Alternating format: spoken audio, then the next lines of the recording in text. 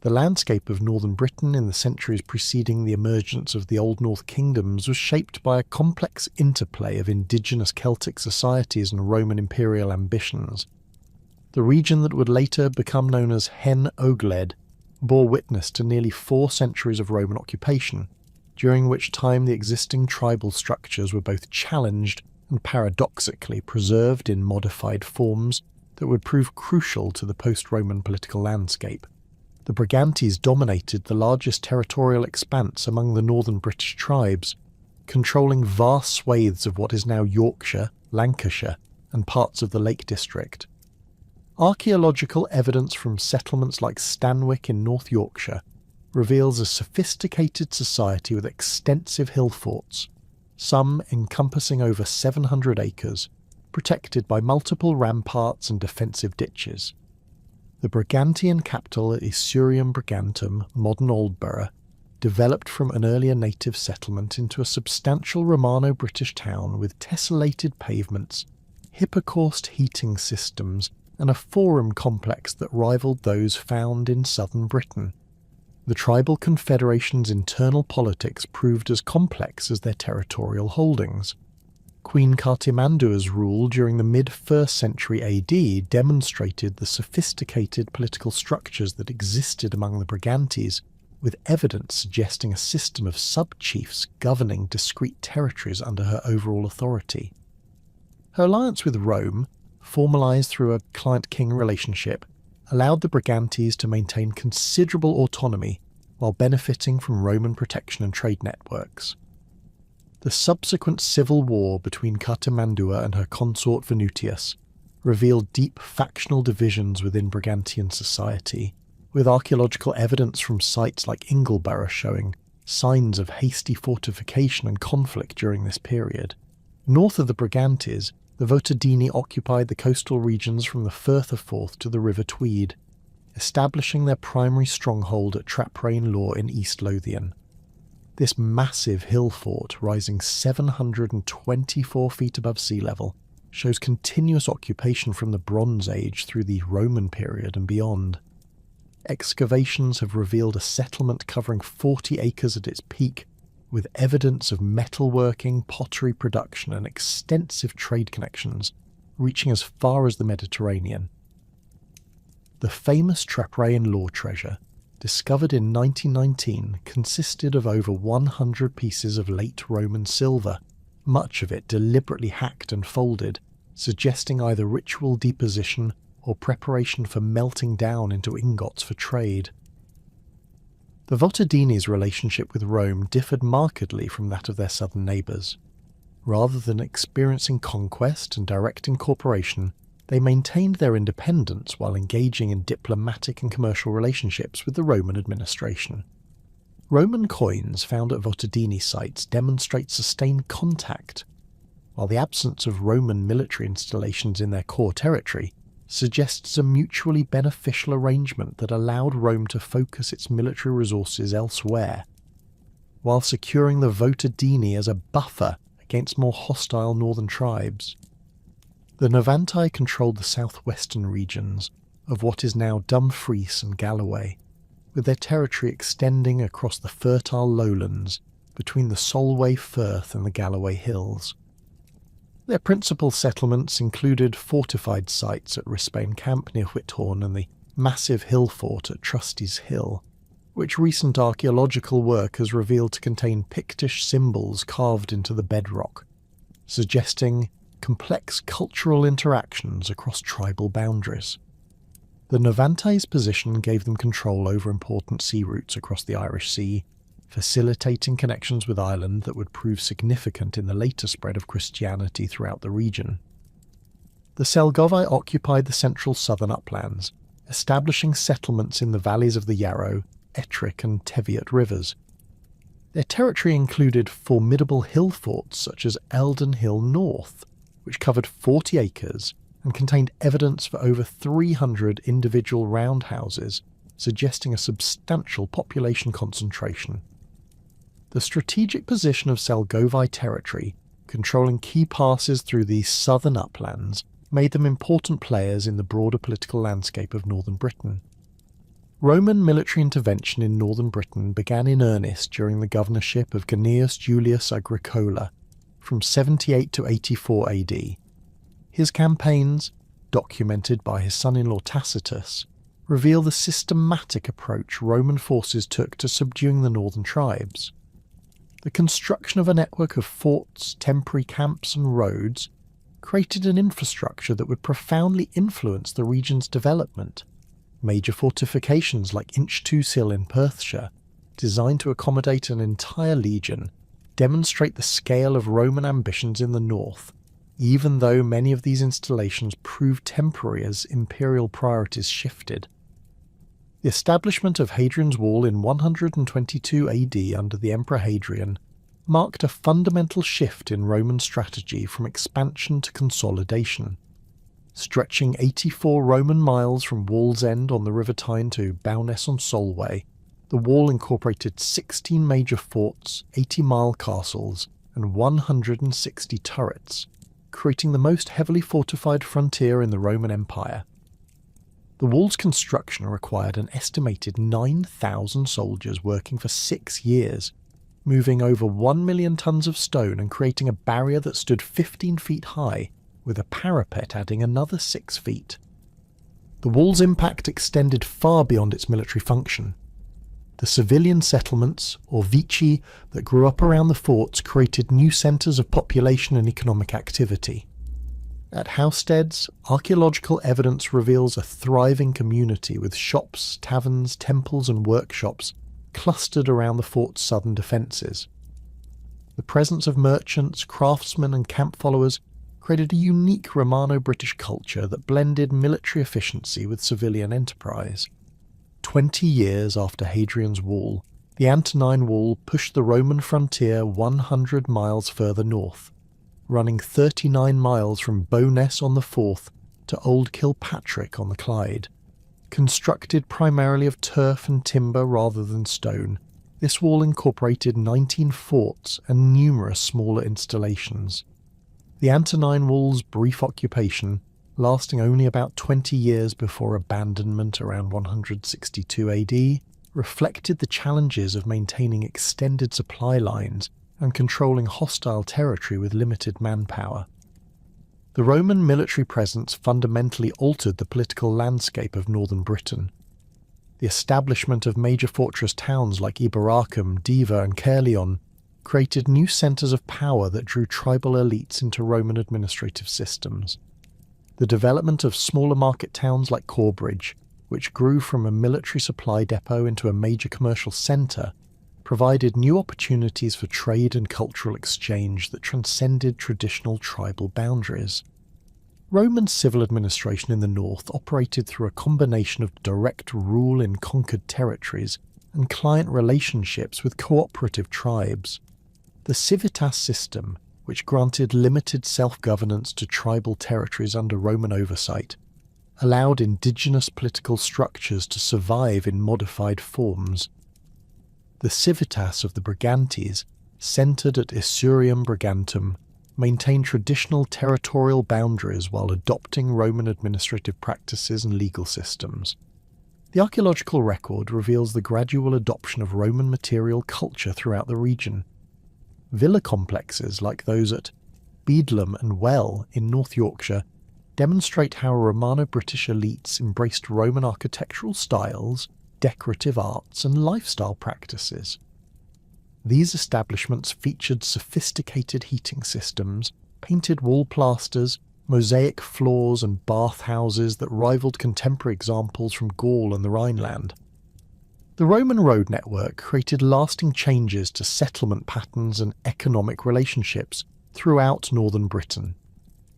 Major routes like Dare Street, running from Eboracum to the Antonine Wall, and the road from Carlisle to Newcastle facilitated not only military movement, but also commercial traffic that connected previously isolated communities. Milestones, mansiones, and smaller settlements grew up along these routes, creating new focal points for regional development. The introduction of Roman coinage revolutionized economic relationships throughout the region. Hoards of Roman coins found at sites across northern Britain demonstrate the penetration of monetary exchange systems into areas that had previously relied on barter and gift exchange. The presence of locally produced pottery imitating Roman forms, alongside imported goods like Samian ware from Gaul and amphorae from the Mediterranean, reveals the integration of northern British communities into empire-wide trade networks. Christianity's arrival in northern Britain occurred gradually during the late Roman period, with evidence suggesting multiple routes of transmission. The presence of Christian symbols on artefacts from sites like Vindolanda and the discovery of early Christian burials at locations such as Poundbury in Dorset indicate that the new religion had begun to establish itself among both military and civilian populations by the 3rd century AD. The conversion of Constantine in 312 AD accelerated this process, with official imperial support facilitating the construction of churches and the appointment of bishops to major urban centres. The archaeological evidence from sites like Whithorn in Galloway suggests that Christianity may have established particularly strong roots in the territories of the Novanti and other southwestern tribes. The tradition associating St. Ninian with the establishment of a church at Whithorn in the late 4th or early 5th century, while not conclusively proven archaeologically, aligns with evidence for early Christian activity in the region. Carved stones bearing Christian symbols and Latin inscriptions from this period demonstrate the presence of literate Christian communities capable of sophisticated theological and artistic expression. The gradual withdrawal of Roman military forces from Britain began in the late 4th century, as imperial resources were redirected to defend against barbarian incursions along the Rhine and Danube frontiers. The usurpation of Magnus Maximus in 383 AD, who withdrew significant numbers of troops from Britain for his continental campaigns, marked the beginning of a process that would culminate in the complete abandonment of Roman administration by the early 5th century. The collapse of Roman civil government created a power vacuum that existing Romano-British elites struggled to fill. Archaeological evidence from sites like Burd Doswald on Hadrian's Wall reveals the transformation of Roman military installations into civilian settlements, with timber halls built within former barracks blocks and evidence for continued occupation well into the 5th century. These adaptations suggest that local communities attempted to maintain some semblance of organised authority in the absence of imperial administration. The survival of Romano-British culture into the post-Roman period is evidenced by the continuation of urban life at centres like Carlisle, where archaeological excavations have revealed sustained occupation and the maintenance of Roman-style buildings into the 6th century. The presence of imported pottery and other luxury goods at these sites indicates that trade networks, while reduced, continued to function after the formal end of Roman rule. The transformation of tribal territories into the kingdoms of the Old North built upon foundations established during the Roman period. The administrative boundaries of the civitates, the road networks that connected major settlements, and the political relationships forged between Roman authorities and tribal elites all contributed to the emerging post-Roman political landscape. The archaeological record demonstrates remarkable continuity in settlement patterns, with many sites showing unbroken occupation from the late Roman through these early medieval periods, suggesting that the transition from Roman to native rule was often gradual rather than catastrophic. The disintegration of Roman administrative control across northern Britain created opportunities for indigenous leaders to establish new forms of political organisation that drew upon both pre-Roman tribal traditions and Romano-British institutional frameworks. Archaeological evidence from major settlement sites demonstrates that the transition from imperial to native rule was neither uniform nor sudden, with many communities maintaining Roman-style governance structures while gradually adapting to new political realities. The figure of Coel Hen, known to later Welsh tradition as the progenitor of numerous northern dynasties, emerges from this transitional period as a pivotal character in the establishment of post-Roman political authority. Historical analysis suggests that Coel, whose epithet hen means the old, may have been a Romano-British official who successfully maintained control over former imperial territories in the late 4th or early 5th century. The genealogical traditions preserved in medieval Welsh manuscripts, particularly the Harleian genealogies and the Jesus College MS-20, trace the descent of multiple northern royal houses from this foundational figure. Archaeological investigations at sites traditionally associated with Coel's descendants reveal substantial modifications to existing Roman infrastructure during this period. At Costa Pitum near Hadrian's Wall, excavations have uncovered evidence of large timber halls constructed within the ruins of Roman buildings, suggesting the establishment of new centres of authority that deliberately incorporated symbols of imperial power. These halls, measuring up to 30 metres in length, featured raised platforms for high-status seating and central hearths that could accommodate substantial retinues, indicating the emergence of warrior aristocracies similar to those described in contemporary continental sources. The Kingdom of Rheged, which emerged as the most powerful of the northern British polities, controlled territories extending from the Solway Firth across the Lake District and into the Yorkshire Dales. The royal centre at Carlisle, known in Brythonic as Caer Ligualid, maintained many characteristics of Roman urban organisation while adapting to new political requirements. Excavations in the cathedral precinct have revealed a sequence of substantial timber buildings constructed over Roman foundations, with evidence for metalworking, fine pottery production, and the continued use of Roman-style hypocaust heating systems well into the 6th century. The political structure of Rheged appears to have combined elements of Roman administrative practice with traditional Celtic kingship. Inscribed stones from the region, such as the 5th century memorial at Kirkmadreen in Galloway, demonstrate the survival of Latin literacy among the ruling elite, while incorporating distinctly British artistic motifs. The use of Latin titles alongside Brythonic personal names suggests a deliberate attempt to maintain continuity with Roman governmental traditions while asserting native political authority. The kingdom's military organisation reflected this synthesis of Roman and Celtic elements. Archaeological evidence from hill forts like Trusty's Hill reveals the construction of new defensive works during the 5th century, with stone ramparts incorporating Roman masonry techniques but following traditional Celtic fortress designs. The discovery of high-status metalwork, including elaborate penannular brooches and decorated belt fittings, indicates the presence of a warrior elite equipped with weapons and ornaments that combined Roman craftsmanship with native artistic preferences. Strathclyde, centred on the fortress of Alclut at Dumbarton Rock, controlled the approaches to the Clyde Valley and maintained important maritime connections with Ireland and the Atlantic regions. The strategic position of Dumbarton Rock, rising 240 feet above the River Clyde, provided a virtually impregnable fortress that commanded both river and overland routes into the Scottish Highlands. Archaeological investigations on the rock have revealed evidence for continuous occupation from the Iron Age through the early medieval period, with substantial timber buildings and sophisticated water management systems that supported considerable population. The rulers of Strathclyde appear to have maintained particularly strong connections with Irish Gaelic culture, as evidenced by the presence of Irish-style artefacts and the adoption of certain Irish political practices.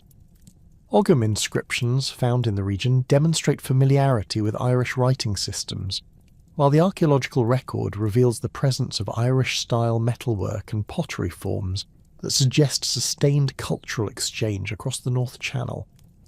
The political organisation of Strathclyde incorporated elements derived from Irish Tuath systems, with evidence suggesting that the kingdom was divided into territorial units governed by subordinate nobles who owed military service to the paramount king at Alclut. This decentralised structure allowed for effective control over the kingdom's extensive territories while maintaining the flexibility necessary to respond to external threats from Pictish, Anglo-Saxon, and Irish competitors. The Kingdom of Elmet occupied the strategic territory between the Pennines and the North York Moors. controlling important river valleys and mountain passes that connected the northern regions with the emerging Anglo-Saxon kingdoms to the south and east.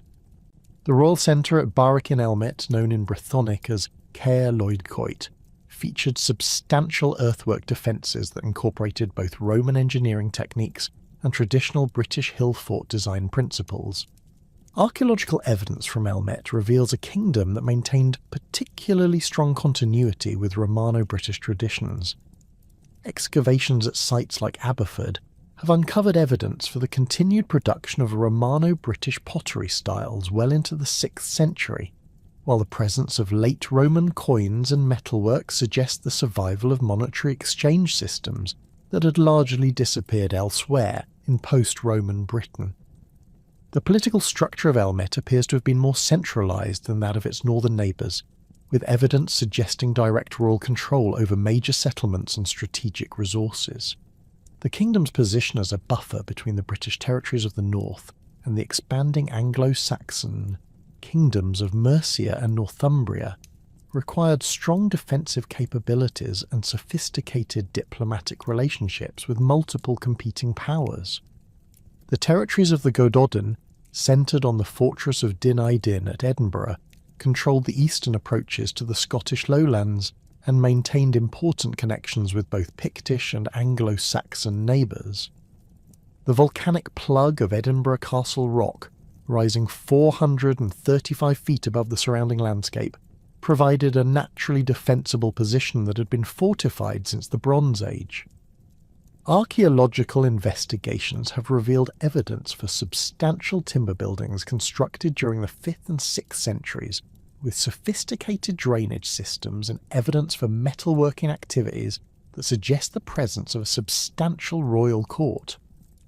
The political organisation of the Gododin territories appears to have been based on a confederation of related kindreds, each controlling discrete territorial units, but acknowledging the paramount authority of the king at Dyn Dyn. This system, reflected in the genealogical traditions preserved in medieval Welsh sources, allowed for considerable local autonomy while maintaining unified military command when external threats required coordinated responses. The military culture of the Gododin, as preserved in the early medieval poem Why Gododin attributed to the bard Aneurin, reveals a warrior society that emphasised personal valour, loyalty to kinship groups, and the importance of heroic reputation. Archaeological evidence from weapon hoards and high-status burials confirms the presence of a heavily armed warrior elite, equipped with long swords, spears, and shields that combined Roman metallurgical techniques with traditional Celtic decorative styles. The emergence of these kingdoms occurred within a broader context of population movements and territorial reorganisation that affected the entire region.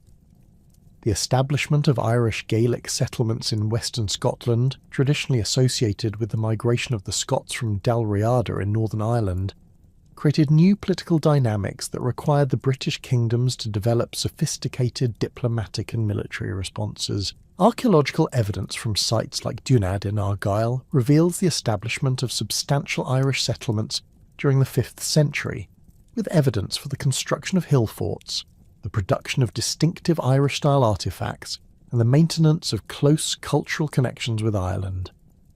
The presence of Ogham inscriptions and Irish ecclesiastical sites demonstrates the transplantation of complete cultural and religious systems rather than simple population movements. The interaction between these Irish settlers and the existing British populations appears to have been complex and varied. In some areas, particularly along the western coasts, archaeological evidence suggests peaceful coexistence and cultural exchange, with mixed artefact assemblages indicating intermarriage and cultural synthesis. In other regions, particularly those with strategic importance or valuable resources, evidence for conflict and territorial competition is more apparent. The political structures that emerged during this period reflected the need to balance traditional tribal loyalties with the practical requirements of territorial defence and resource management. The concept of the Men of the North, preserved in later Welsh literature as Gwy Gogledd, represented a shared cultural identity that transcended individual kingdom boundaries while maintaining distinct political autonomies. This shared identity was reinforced by common linguistic, religious, and cultural traditions that distinguished the British kingdoms from their Irish, Pictish, and Anglo-Saxon neighbours. The archaeological record reveals remarkably consistent material culture across the region, with similar pottery styles, metalworking techniques, and architectural forms appearing at sites throughout the northern British territories. The military organisation of these kingdoms incorporated innovations that reflected both Roman military traditions and Celtic warrior customs. Evidence from weapon hoards and fortification sites suggests the development of combined arms tactics that utilised both heavy infantry formations, derived from Roman models, and light cavalry forces that drew upon traditional Celtic military practices. The establishment of territorial boundaries between the emerging kingdoms appears to have followed natural geographic features, while respecting traditional tribal territories and Roman administrative divisions. River valleys, mountain ridges, and coastal features provided defensible frontiers that could be effectively patrolled and controlled with limited manpower resources. The economic foundations of these kingdoms relied heavily on agricultural production, with archaeological evidence revealing the continued cultivation of Roman period field systems and the establishment of new agricultural settlements in previously marginal areas. The presence of sophisticated storage facilities, including underground souterrains and above-ground granaries, indicates the development of surplus production capabilities that could support substantial non-agricultural populations. Trade relationships with neighbouring regions continued despite political fragmentation, with archaeological evidence revealing the movement of goods across kingdom boundaries and the maintenance of connections with continental European markets.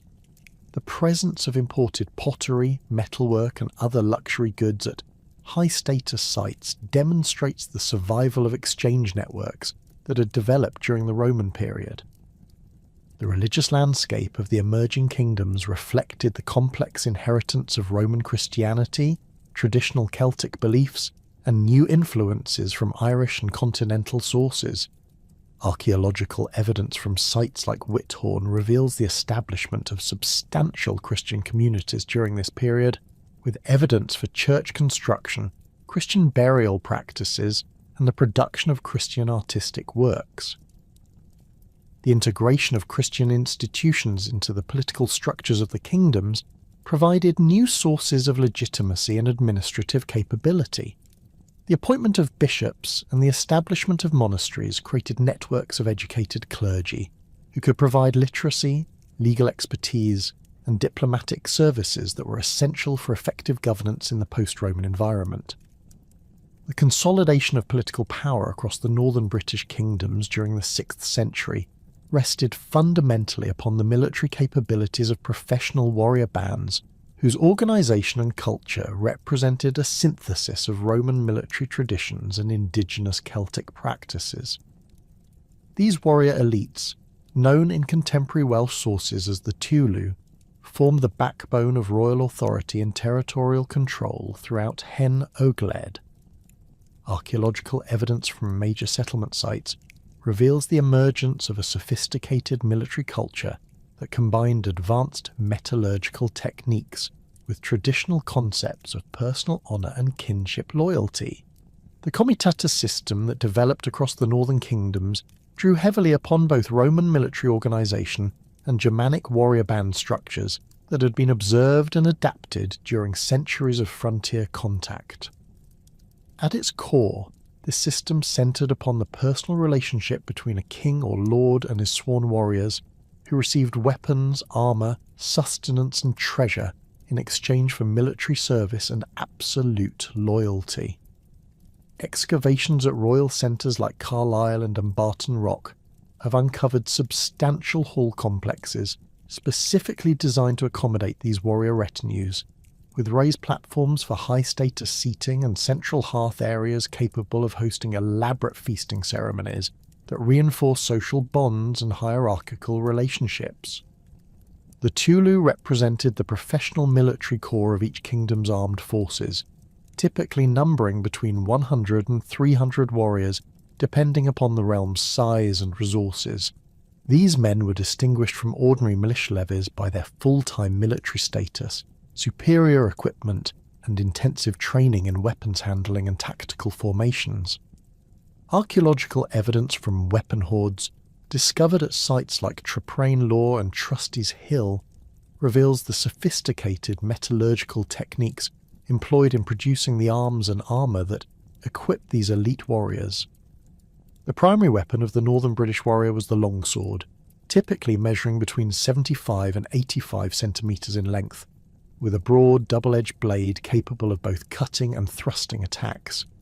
Metallurgical analysis of surviving examples reveals the use of pattern welding techniques that created blades of exceptional strength and flexibility through the careful manipulation of iron and steel components.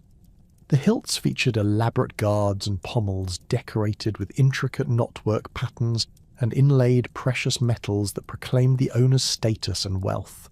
Spears served as both primary weapons and symbols of authority throughout the warrior culture of Hen Ogledd. Archaeological examples range from light javelins designed for throwing to heavy thrusting spears exceeding 2 meters in length. The spearheads themselves display remarkable craftsmanship, with leaf-shaped blades featuring pronounced ridges that provided both structural strength and improved penetration capabilities. Many examples bear runic inscriptions or Celtic artistic motifs that suggest these weapons possess ceremonial as well as practical significance. The shield remained the warrior's primary defensive equipment, typically constructed from lime or poplar wood planks covered with leather and reinforced with iron rim binding. Archaeological reconstruction based on metal fittings recovered from burial sites indicates shields measuring approximately 60 centimeters in diameter, with central iron bosses that could serve as offensive weapons in close combat. The decorative elements preserved on shield bosses and rim fittings reveal sophisticated artistic traditions that combined Roman provincial styles with distinctively Celtic geometric patterns. Body armour among the northern British warriors consisted primarily of mail shirts constructed from thousands of interlocking iron rings. The production of mail armour required exceptional metallurgical skill and represented a substantial investment of resources, making it available only to the wealthiest warriors and their immediate retainers. Archaeological evidence suggests that most warriors relied upon thick leather jerkins, reinforced with metal studs or scales for protection, with complete mail shirts reserved for kings, their champions, and the most distinguished members of the Tulu. Helmets appear to have been relatively rare among the northern British warriors, with archaeological evidence suggesting that most fighters relied upon thick felt caps or leather headgear for protection. The few helmet fragments recovered from high-status burial sites reveal sophisticated construction techniques, incorporating both iron and bronze elements, with decorative crests and face guards that proclaimed the wearer's elite status. The scarcity of helmet finds may reflect both the high cost of production and the cultural preference for displaying one's face in battle as a demonstration of courage and honour. The archaeological record from major hill forts reveals the sophisticated defensive strategies employed by the northern kingdoms during this period.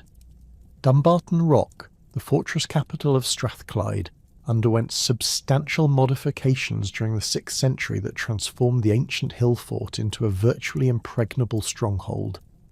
The construction of multiple defensive walls following the natural contours of the volcanic plug created a series of defensive zones that could be held successively as attackers advanced up the steep slopes. Archaeological investigations have revealed evidence for sophisticated water storage systems, granaries, and workshops that could sustain a substantial garrison during extended sieges.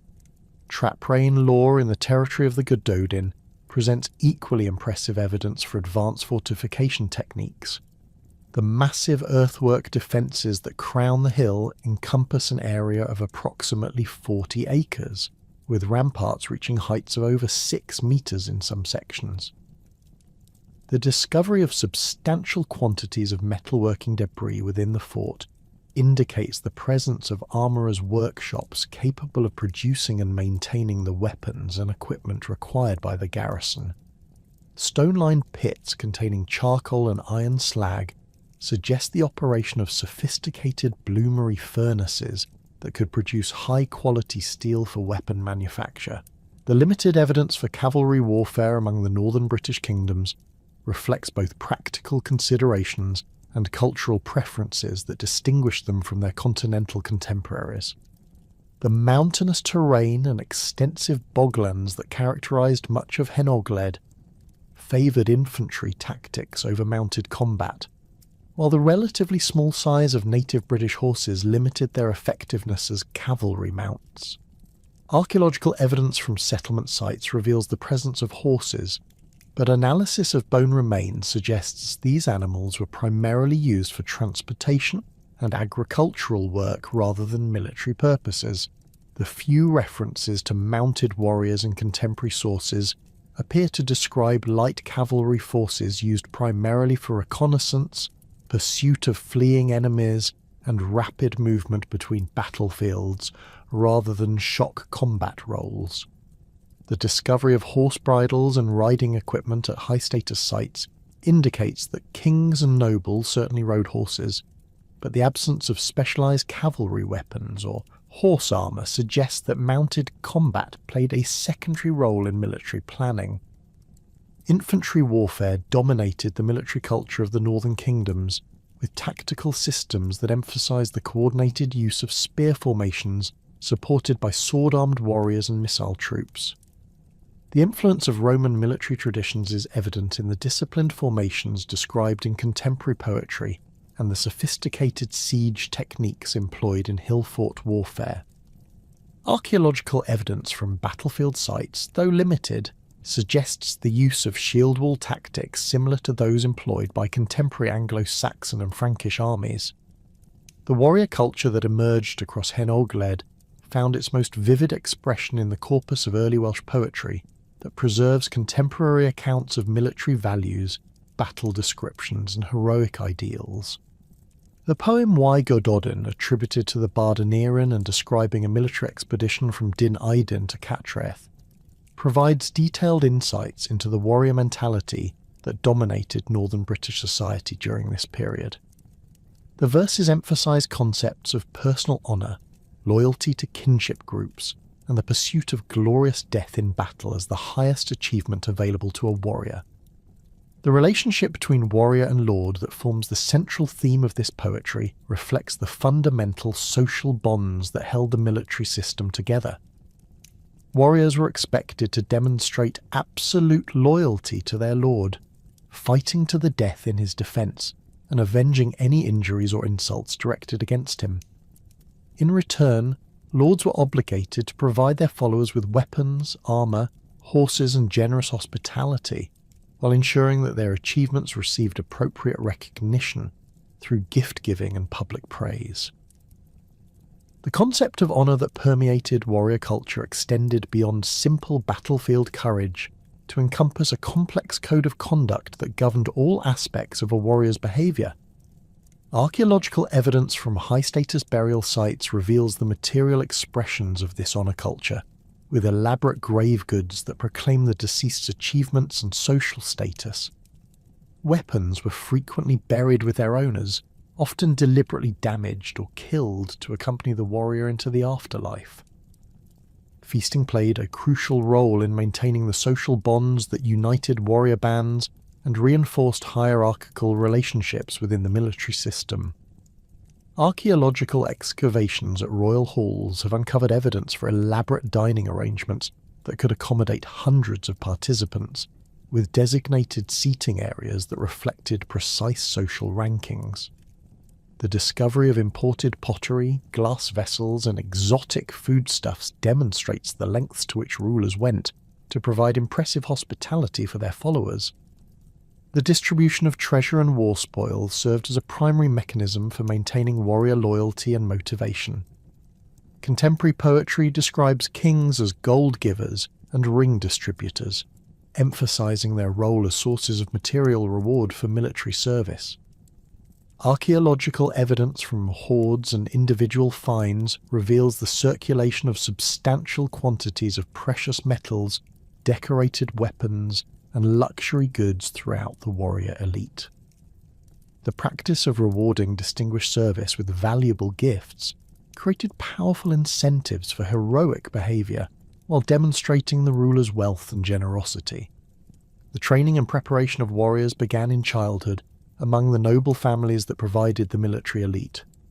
Young men were sent to the courts of allied rulers to serve as pages and squires, learning weapons handling, horsemanship, and the complex social codes that governed warrior behaviour. Archaeological evidence from settlement sites reveals the presence of practice weapons, including blunted swords and spear points that were used in training exercises designed to develop the skills necessary for effective combat. The religious aspects of warrior culture incorporated both Christian and traditional Celtic elements that reflected the complex spiritual landscape of 6th century Britain. Archaeological evidence from weapon hoards suggests the continuation of ritual practices involving the deliberate deposition of arms and armour in sacred locations, possibly as offerings to ensure victory or commemorate fallen warriors. Christian symbols appear on weapons and military equipment, indicating the integration of the new faith into traditional warrior customs. The seasonal nature of warfare in the northern kingdoms reflected both practical considerations and cultural traditions that governed military campaigns. The agricultural calendar determined the availability of manpower for military expeditions, with most major campaigns occurring during the summer months when crops required minimal attention and weather conditions favoured extended operations. Archaeological evidence from hill forts reveals the construction of seasonal accommodation that could house expanded garrisons during periods of heightened military activity. The logistics of maintaining warrior bands required sophisticated, organisational capabilities that drew upon both Roman administrative traditions and indigenous resource management systems. The provisioning of armies in the field demanded careful planning and substantial material resources, with evidence suggesting the development of supply networks that could support forces operating far from their home territories. Archaeological investigations at temporary campsites have revealed the remains of field kitchens, equipment repair facilities, and temporary fortifications that demonstrate the organisational sophistication of northern British military forces. The impact of this military culture extended far beyond the immediate circle of professional warriors to influence all aspects of society throughout the northern kingdoms. The values and ideals celebrated in warrior poetry became cultural norms that shaped legal systems, social relationships, and artistic expression across Hen Ogledd. Archaeological evidence reveals the widespread adoption of military symbolism in decorative arts, with weapon motifs appearing on everything from jewellery to household implements. The ascension of Urien to the throne of Rheged around 550 AD marked the beginning of what would become the most celebrated period in the history of the northern British kingdoms. Urien's reign, lasting approximately 4 decades until his death around 590 AD, represented the pinnacle of Hen Ogledd military and cultural achievement, during which the Kingdom of Rheged emerged as the dominant power capable of coordinating resistance against Anglo-Saxon expansion, while fostering a court culture that would preserve the memory of British heroism for centuries to come. Archaeological evidence from Carlisle reveals substantial modifications to the royal complex during the mid-6th century, with the construction of an impressive timber hall, measuring over 40 metres in length and 12 metres in width.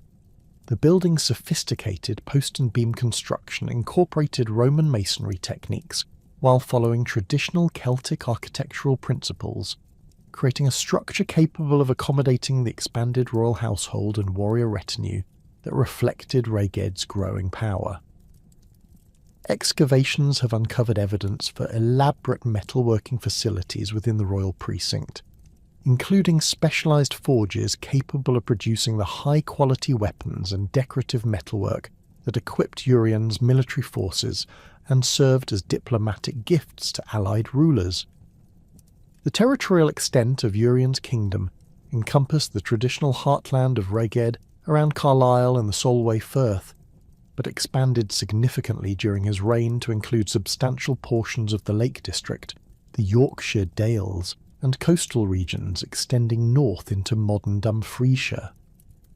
This expansion was achieved through a combination of military conquest, diplomatic marriage alliances, and the voluntary submission of lesser rulers who recognised the advantages of association with Reged's growing power. Inscribed stones from this period, such as the memorial at Kirkmadreen, demonstrate the extension of Reged's influence into previously independent territories through the appointment of Urien's kinsmen to governing positions. Urien's military campaigns against the expanding Anglo-Saxon kingdoms of Northumbria represented the most sustained and successful British resistance to Germanic settlement in the post-Roman period.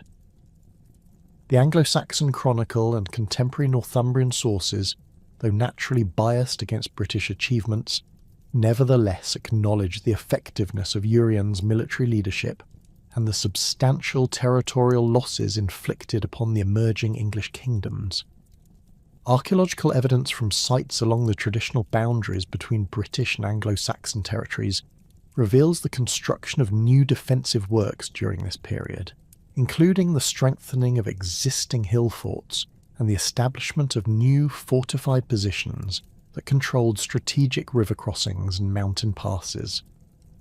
The most significant of Urien's military victories occurred on the island of Anglesey, known in Welsh as Mon, where a coalition of northern British forces under his leadership decisively defeated an Anglo-Saxon army that had been attempting to establish a permanent foothold in North Wales. Contemporary Welsh poetry describes this battle as a crushing defeat for the Angles, with substantial numbers of enemy warriors killed and their leadership structure effectively destroyed. Archaeological investigations on Anglesey have uncovered evidence for a major military engagement during this period, including weapon fragments, human remains showing signs of violent death, and the hasty burial of substantial quantities of military equipment. The strategic importance of the Anglesey campaign extended far beyond its immediate military results. The Anglo-Saxon attempt to establish control over this fertile island represented a coordinated effort to outflank the British kingdoms by securing a base from which to threaten their western territories and disrupt their connections with Irish allies. Urien's successful intervention demonstrated the continued capability of the British kingdoms to project military power across substantial distances and coordinate complex amphibious operations that required sophisticated logistical planning and naval resources. The naval aspects of Urien's military campaigns reveal the sophisticated maritime capabilities that Reged had developed during his reign.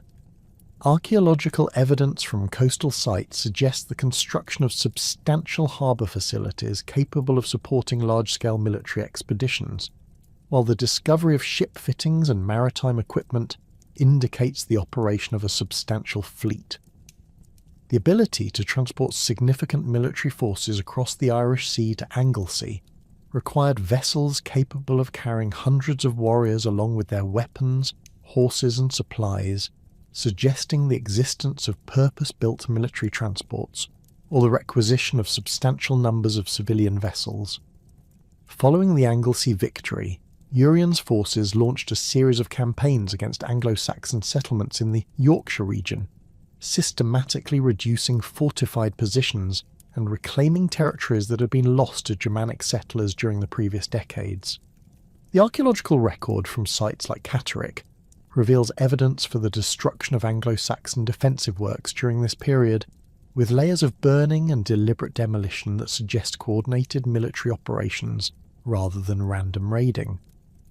The recovery of British control over these strategic locations effectively halted Anglo-Saxon expansion westward and forced the Northumbrian kingdom to consolidate its existing territories rather than pursuing further conquest. The siege of Lindisfarne represents perhaps the most audacious of Urien's military enterprises. demonstrating the extent to which British forces had regained the initiative against their Anglo-Saxon opponents. Contemporary sources describe a prolonged blockade of the tidal island that served as an important Anglo-Saxon stronghold, with British forces maintaining their positions for several months while systematically reducing the defenders' capacity for resistance. The logistical requirements for sustaining such an extended siege operation reveal the sophisticated organisational capabilities that Urian's military system had developed, including the establishment of supply lines, the construction of siege works, and the coordination of naval and land-based forces. Archaeological evidence from Lindisfarne confirms the occurrence of a major siege during the late 6th century, with excavations revealing the hasty construction of additional defensive works and evidence for the storage of substantial quantities of provisions within the fortress. The discovery of British-style artefacts within the Anglo-Saxon layers suggests either the presence of British forces within the stronghold or the successful conclusion of the siege with the installation of British administrators. The strategic implications of controlling Lindisfarne extended far beyond its immediate military value, as the island commanded important sea routes along the Northumbrian coast and served as a base for naval operations throughout the region. The court culture that flourished under Urian's patronage represented the pinnacle of early Welsh literary and artistic achievement, establishing traditions that would influence Celtic culture for centuries to come. The royal court at Carlisle became a centre of learning and artistic production that attracted scholars, poets and craftsmen from throughout the Celtic world. Archaeological evidence reveals the presence of substantial libraries and scriptoria within the royal complex, with the discovery of writing materials, illuminated manuscript fragments, and sophisticated book production equipment that demonstrates the high level of literacy and intellectual activity that characterised Urian's court. The bard Taliesin emerged as the most celebrated poet of Urian's court, producing a substantial corpus of praise poetry that not only commemorated the king's military achievements, but also established the literary conventions that would define Welsh heroic poetry for generations. Taliesin's poems, preserved in medieval manuscripts but clearly reflecting authentic 6th century traditions, provide detailed descriptions of Urian's military campaigns, his personal characteristics, and the cultural values that defined his reign. The sophistication of these compositions, with their complex metrical structures and elaborate metaphorical language, reveals the existence of a highly developed bardic tradition that combined oral performance techniques with written literary practices. The historical accuracy of Taliesin's poetry has been confirmed by archaeological evidence from many of the sites mentioned in his compositions. References to specific battles, geographical locations, and military tactics align closely with archaeological findings from the relevant periods and locations, suggesting that these poems served as genuine historical records rather than purely fictional entertainments. The detailed descriptions of weapons, armour and military equipment found in the poetry correspond closely to archaeological examples from contemporary sites, providing valuable insights into the material culture of Urian's court and military forces. The patronage system that supported bardic activity at Urian's court represented a sophisticated cultural institution that served multiple political and social functions. Bards were responsible not only for entertaining the royal household, but also for preserving historical memory, legitimising political authority, and maintaining diplomatic relationships with neighbouring rulers. The complex training required to master the bardic arts included extensive memorisation of genealogies, legal precedents, and historical traditions, making bards valuable repositories of knowledge that extended far beyond their literary capabilities. Archaeological evidence from the royal complex at Carlisle reveals the physical arrangements that supported bardic performances and court ceremonies.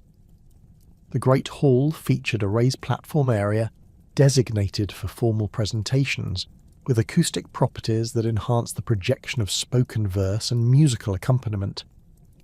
The discovery of musical instruments, including fragments of harps and other stringed instruments, demonstrates the sophisticated musical traditions that accompanied poetic performances. The presence of specialized seating arrangements for different categories of court personnel reflects the complex social hierarchies that governed access to royal entertainment and cultural events. The political alliances that Urien forged with other northern British kingdoms represented a sophisticated diplomatic strategy that maximised the collective military capabilities of Hen Ogledd, while respecting the autonomy of individual rulers. Marriage alliances played a crucial role in cementing these relationships, with Urien's children and kinsmen forming matrimonial connections with the royal houses of Strathclyde, Elmet, and the Gododin territories. Archaeological evidence from royal burial sites reveals the exchange of prestigious grave goods between allied kingdoms, suggesting the maintenance of gift exchange networks that reinforced political relationships through material expressions of mutual respect and obligation.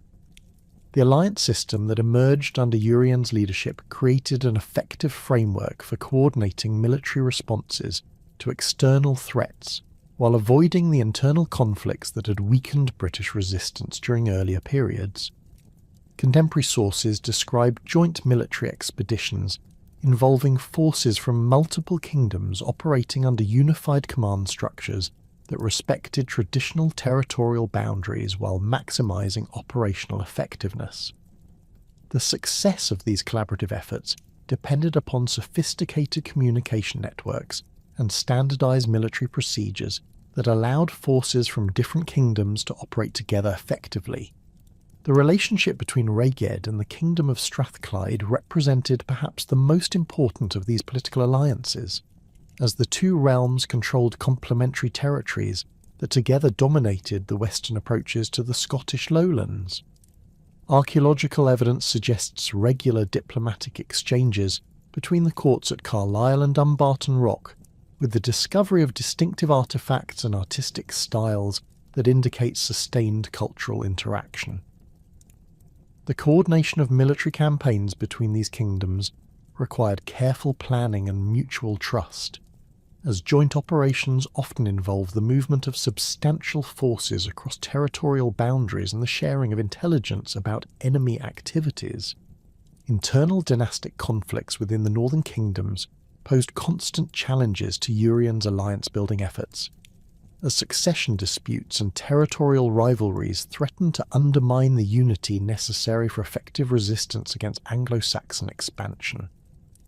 The complex kinship relationships that governed royal succession created multiple claimants for most thrones, leading to civil wars that diverted military resources from external campaigns and provided opportunities for enemy intervention. Urien's diplomatic skills proved crucial in mediating these disputes and maintaining the stability necessary for sustained military cooperation.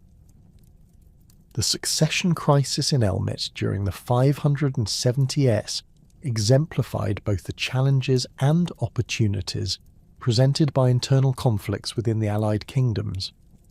When the ruling dynasty faced challenges from rival claimants supported by different factions of the nobility, Urien's intervention proved decisive in maintaining stability and preventing the kingdom's collapse. Archaeological evidence from major settlements in Elmet reveals the construction of new defensive works during this period, suggesting the deployment of Rhaegar military forces to support the legitimate ruler against his rivals. The successful resolution of this crisis strengthened the alliance between Rhaegar and Elmet, while demonstrating Urien's growing influence throughout the region. The economic foundations that supported Urien's military and cultural achievements required sophisticated resource management and the development of new revenue sources that could sustain the expanded royal household and professional military forces. Archaeological evidence reveals substantial improvements in agricultural productivity during this period, including the construction of new field systems, the introduction of improved farming techniques, and the expansion of cultivation into previously marginal areas. The development of specialised craft production, particularly metalworking and textile manufacture, created export goods that could be traded for the luxury items and military equipment required by the royal court.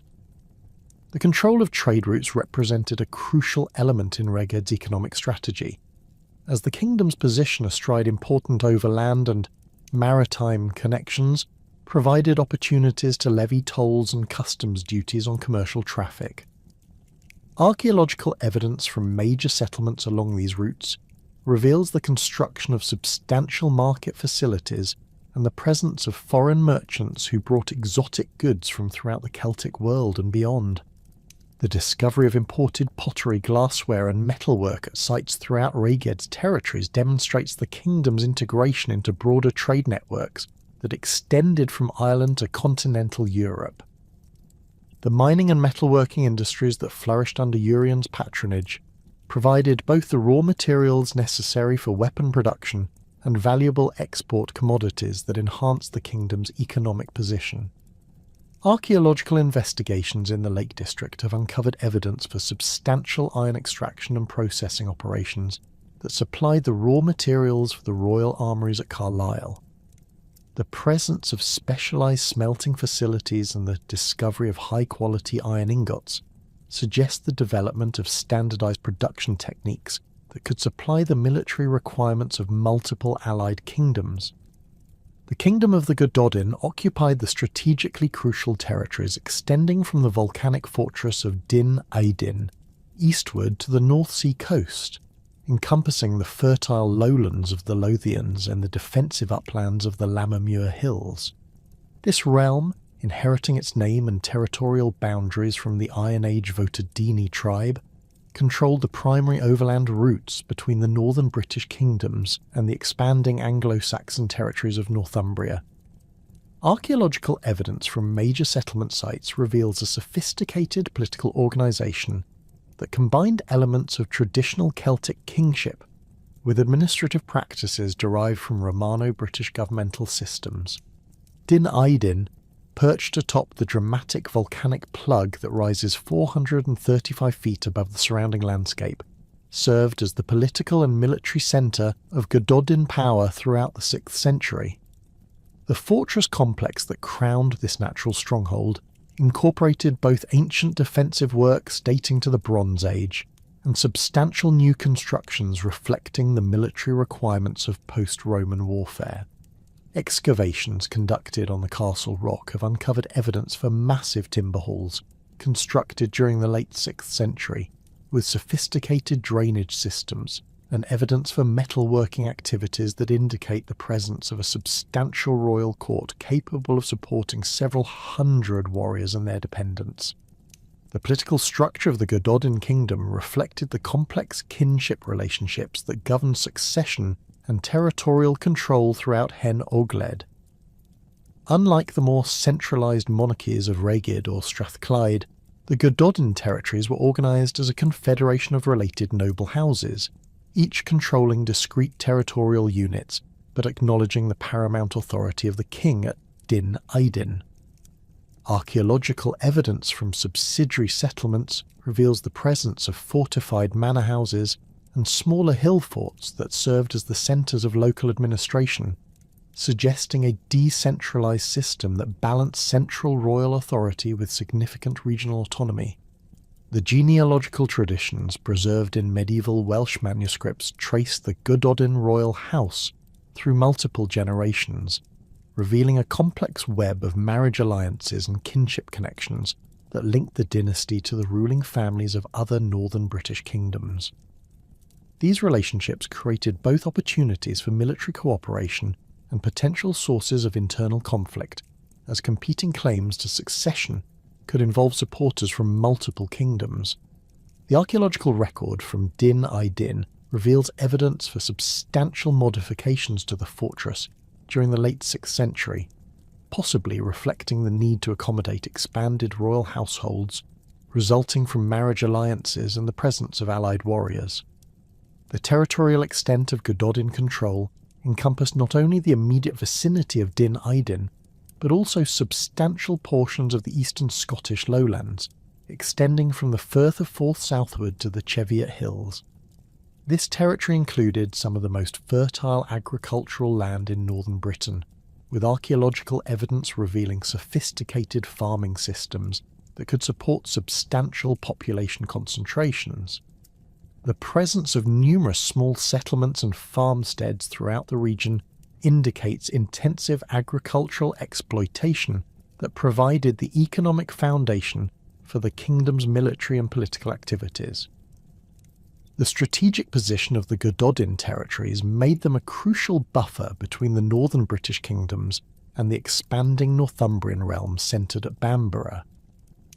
Control of the eastern coastal plain and the major river valleys that provided access to the interior highlands gave the Gododdins significant influence over trade routes and military movements throughout the region. Archaeological evidence from coastal sites reveals the presence of substantial harbour facilities and evidence for maritime trade connections that extended to Ireland, continental Europe, and the Mediterranean world. The military organisation of the Gododdin reflected both the kingdom's strategic position and its political structure as a confederation of noble houses. Each territorial division was expected to provide a specified number of warriors for royal campaigns, with the local lords responsible for equipping and training their contingents according to standardised requirements. Archaeological evidence from weapon hoards and individual finds reveals the sophisticated metallurgical techniques employed in producing the arms and armour that equipped these forces, with particular emphasis on the long swords and elaborate spear points that served as symbols of warrior status. The professional warrior band that served the Gododdin king directly, known in Welsh sources as the Tulu, represented the military elite of the Confederation and formed the core of any major military expedition. These men, numbering perhaps 300 individuals at the height of the kingdom's power, were maintained at royal expense and resided at Din Idin when not engaged in active campaigning. Excavations at the fortress have uncovered evidence for substantial barracks facilities and training areas that could accommodate this permanent military establishment, along with workshops for maintaining weapons and equipment. The cultural traditions that flourished at the Gododdin court during the late 6th century produced some of the most significant literary achievements in early Welsh literature. The court supported a sophisticated bardic establishment that preserved not only the genealogies and historical traditions essential for political legitimacy, but also created new works celebrating contemporary achievements and maintaining diplomatic relationships with allied kingdoms. The presence of educated clergy and secular scholars at Din Idin created an intellectual environment that combined Christian learning with traditional Celtic scholarship. The Bard Aneurin emerged as the most celebrated poet associated with the Gododdin court, producing works that would preserve the memory of the kingdom's military culture for centuries after its political collapse. His masterpiece, Why Gododdin, represents one of the earliest substantial works in the Welsh language and provides invaluable insights into the warrior culture, political relationships, and military practices of late 6th century Hen Ogledd. The poem's detailed descriptions of weapons, tactics, and individual warriors correspond closely to archaeological evidence from contemporary sites, confirming its value as a historical source. The gathering of warriors that would culminate in the catastrophe at Caertraeth began as a carefully planned military expedition designed to strike a decisive blow against Northumbrian expansion into traditional British territories. Contemporary sources suggest that the initiative for this campaign came from Mynydog Mwynfar, the king of the Gododdin, who recognised that the growing power of the Northumbrian kingdom under Aethel Frith posed an existential threat to all the northern British realms. The strategic objective appears to have been the capture or destruction of the Anglo-Saxon stronghold at Caertraeth, modern Catterick in North Yorkshire, which controlled crucial river crossings and road networks in the region. Archaeological evidence from Din Idin reveals substantial preparations for a major military expedition during the late 6th century, including the construction of additional storage facilities and evidence for the accumulation of large quantities of weapons and supplies. The scale of these preparations suggests an operation involving several hundred warriors, far exceeding the normal size of Gododdin military forces and indicating the participation of allied contingents from other northern British kingdoms. The discovery of distinctive artefacts and weapon styles from various regions of Hen Ogledd confirms the multi-kingdom nature of this expedition. The recruitment process for the Cattraeth expedition drew upon the complex web of kinship relationships and political obligations that connected the noble houses of Hen Ogledd. Gododdin describes warriors arriving at Din Eidin from throughout the northern British territories, including representatives from Rheged, Strathclyde, Elmet, and various smaller kingdoms and lordships. These men came not as mercenaries but as kinsmen and allies, fulfilling obligations established through generations of intermarriage and mutual support, creating a force that represented the flower of northern British military culture. The poem provides detailed descriptions of individual warriors that reveal the sophisticated social hierarchies and regional identities that characterize the expedition. Warriors are identified not only by their personal names, but also by their territorial origins, family connections, and previous military achievements, creating a complex portrait of early medieval Celtic aristocratic culture. The emphasis placed on personal relationships, kinship bonds, and shared cultural values demonstrates the extent to which political and military organisation in Hen Ogledd depended upon traditional social structures rather than purely administrative systems. The year-long period of preparation and feasting that preceded the expedition served multiple purposes beyond simple military planning. The extended residence of allied warriors at Din Eidin created opportunities for establishing personal relationships, coordinating tactical procedures, and reinforcing the cultural bonds that would be essential for maintaining unit cohesion during combat operations. Archaeological evidence suggests that the royal court was substantially expanded during this period, with temporary accommodation constructed to house the visiting warriors and their retinues. The feasting and ceremonial activities described in Y Gododdin reflect the crucial role that hospitality and gift-giving played in maintaining warrior loyalty and motivation. The poem repeatedly emphasises the generosity of Mynydog Mwynfar in providing mead, wine, and elaborate meals for his guests, while also distributing valuable gifts including weapons, jewellery, and horses. These activities serve not only to demonstrate royal wealth and status, but also to create personal obligations that would ensure the warriors' commitment to the upcoming campaign.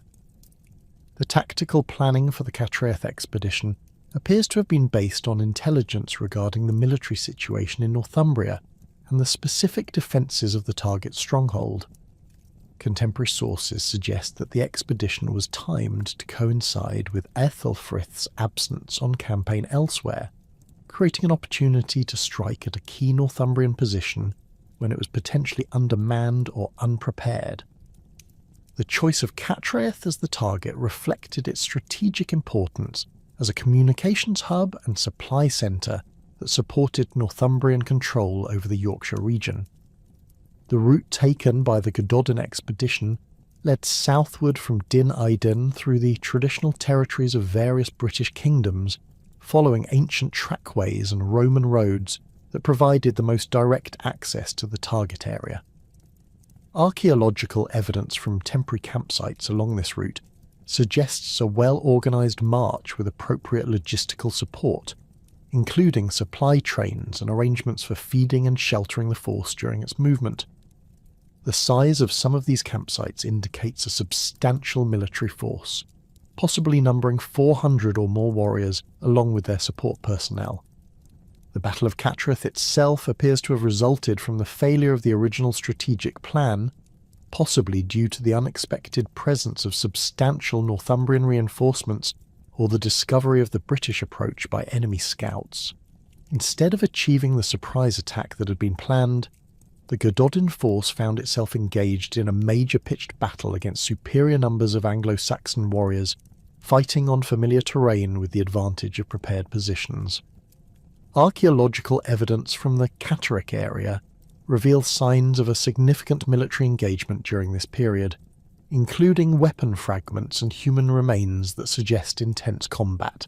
The tactical details preserved in Y. Gododin indicate that the battle involved sustained fighting over an extended period, with the British forces initially achieving some success before being overwhelmed by enemy numbers. The poem describes individual acts of heroism and the gradual collapse of British resistance as warriors fell around their standards and the formation began to disintegrate. The emphasis on personal combat and individual achievement reflects the warrior culture that dominated northern British military thinking, but also suggests tactical limitations that contributed to the ultimate disaster.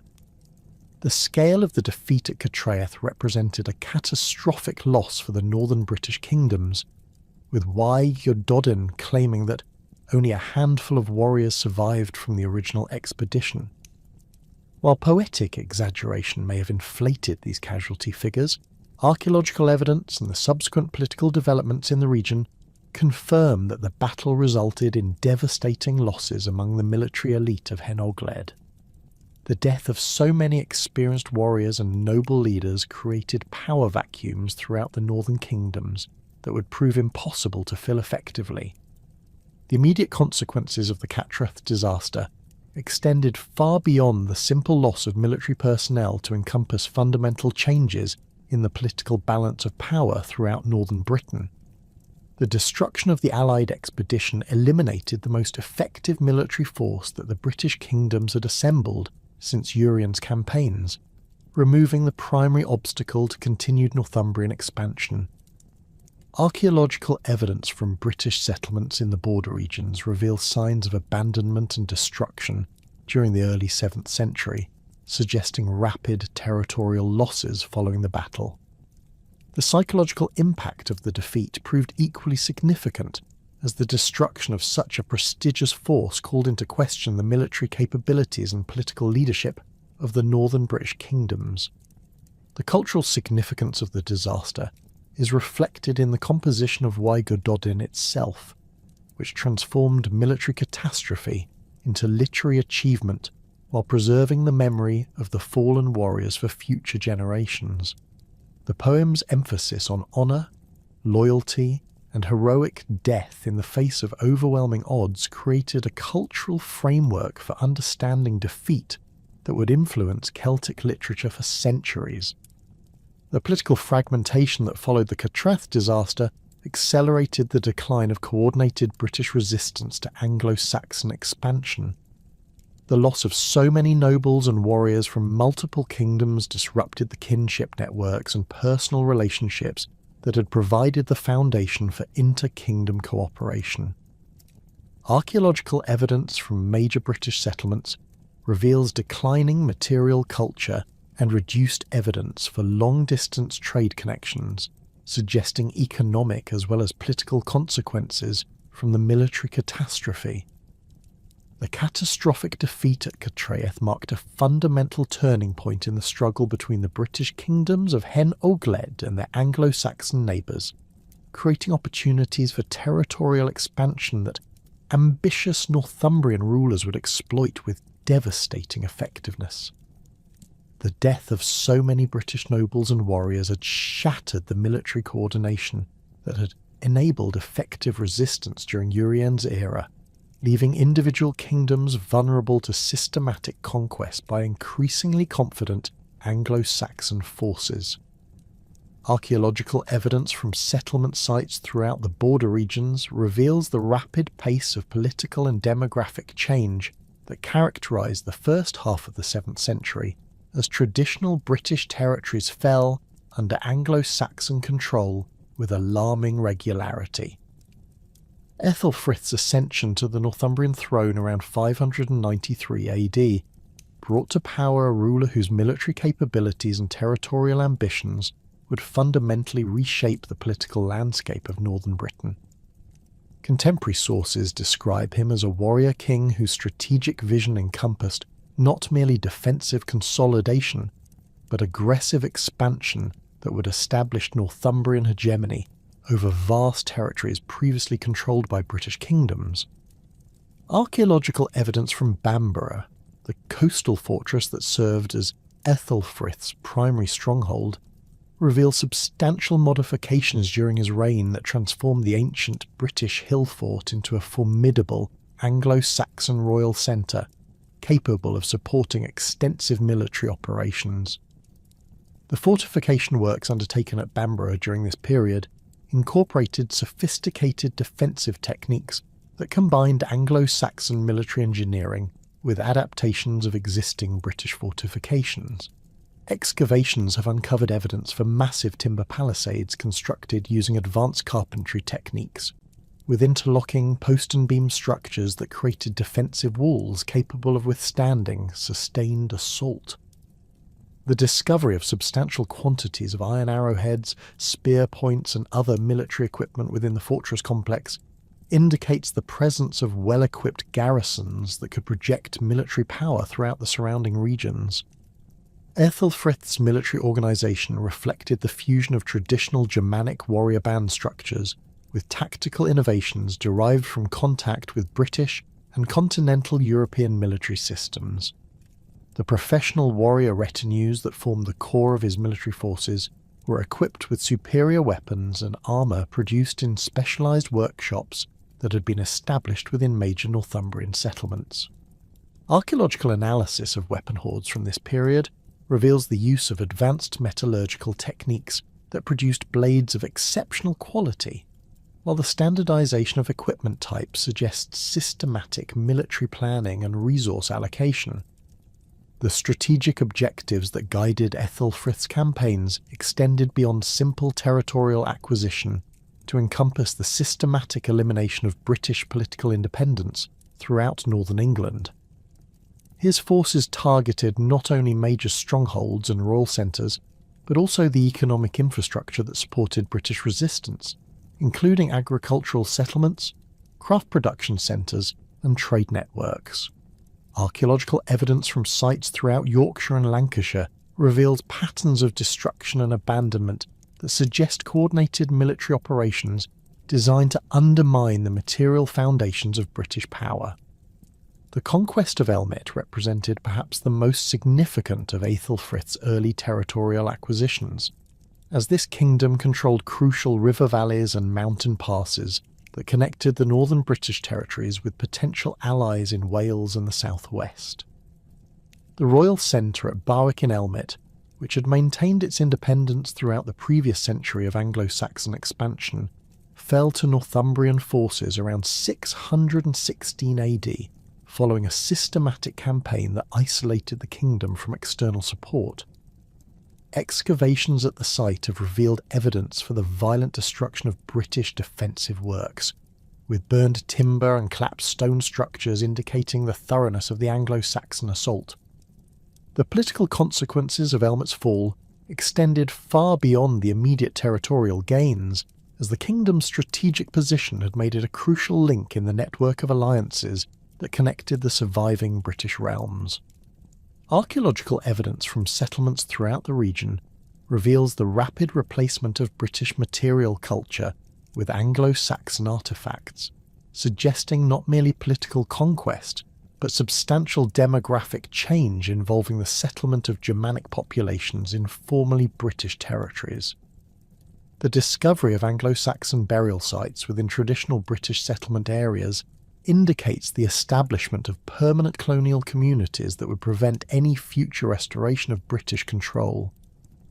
The transformation of Elmet from an independent British kingdom into a Northumbrian province required sophisticated administrative systems that could integrate the conquered territory into the expanding Anglo-Saxon realm.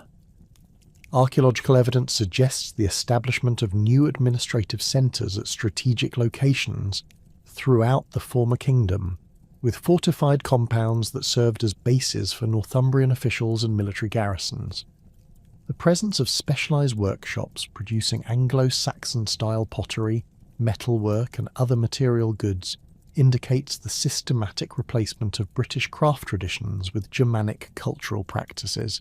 The military techniques employed in the conquest of Elmet demonstrated the tactical sophistication that Northumbrian forces had developed through decades of warfare against British opponents. Contemporary sources describe the use of coordinated infantry and cavalry formations that could effectively assault hill-fort defences while preventing the escape of defending forces. Archaeological evidence from siege sites reveals the employment of sophisticated engineering techniques, including the construction of siege works and the use of specialised equipment for breaching fortified positions.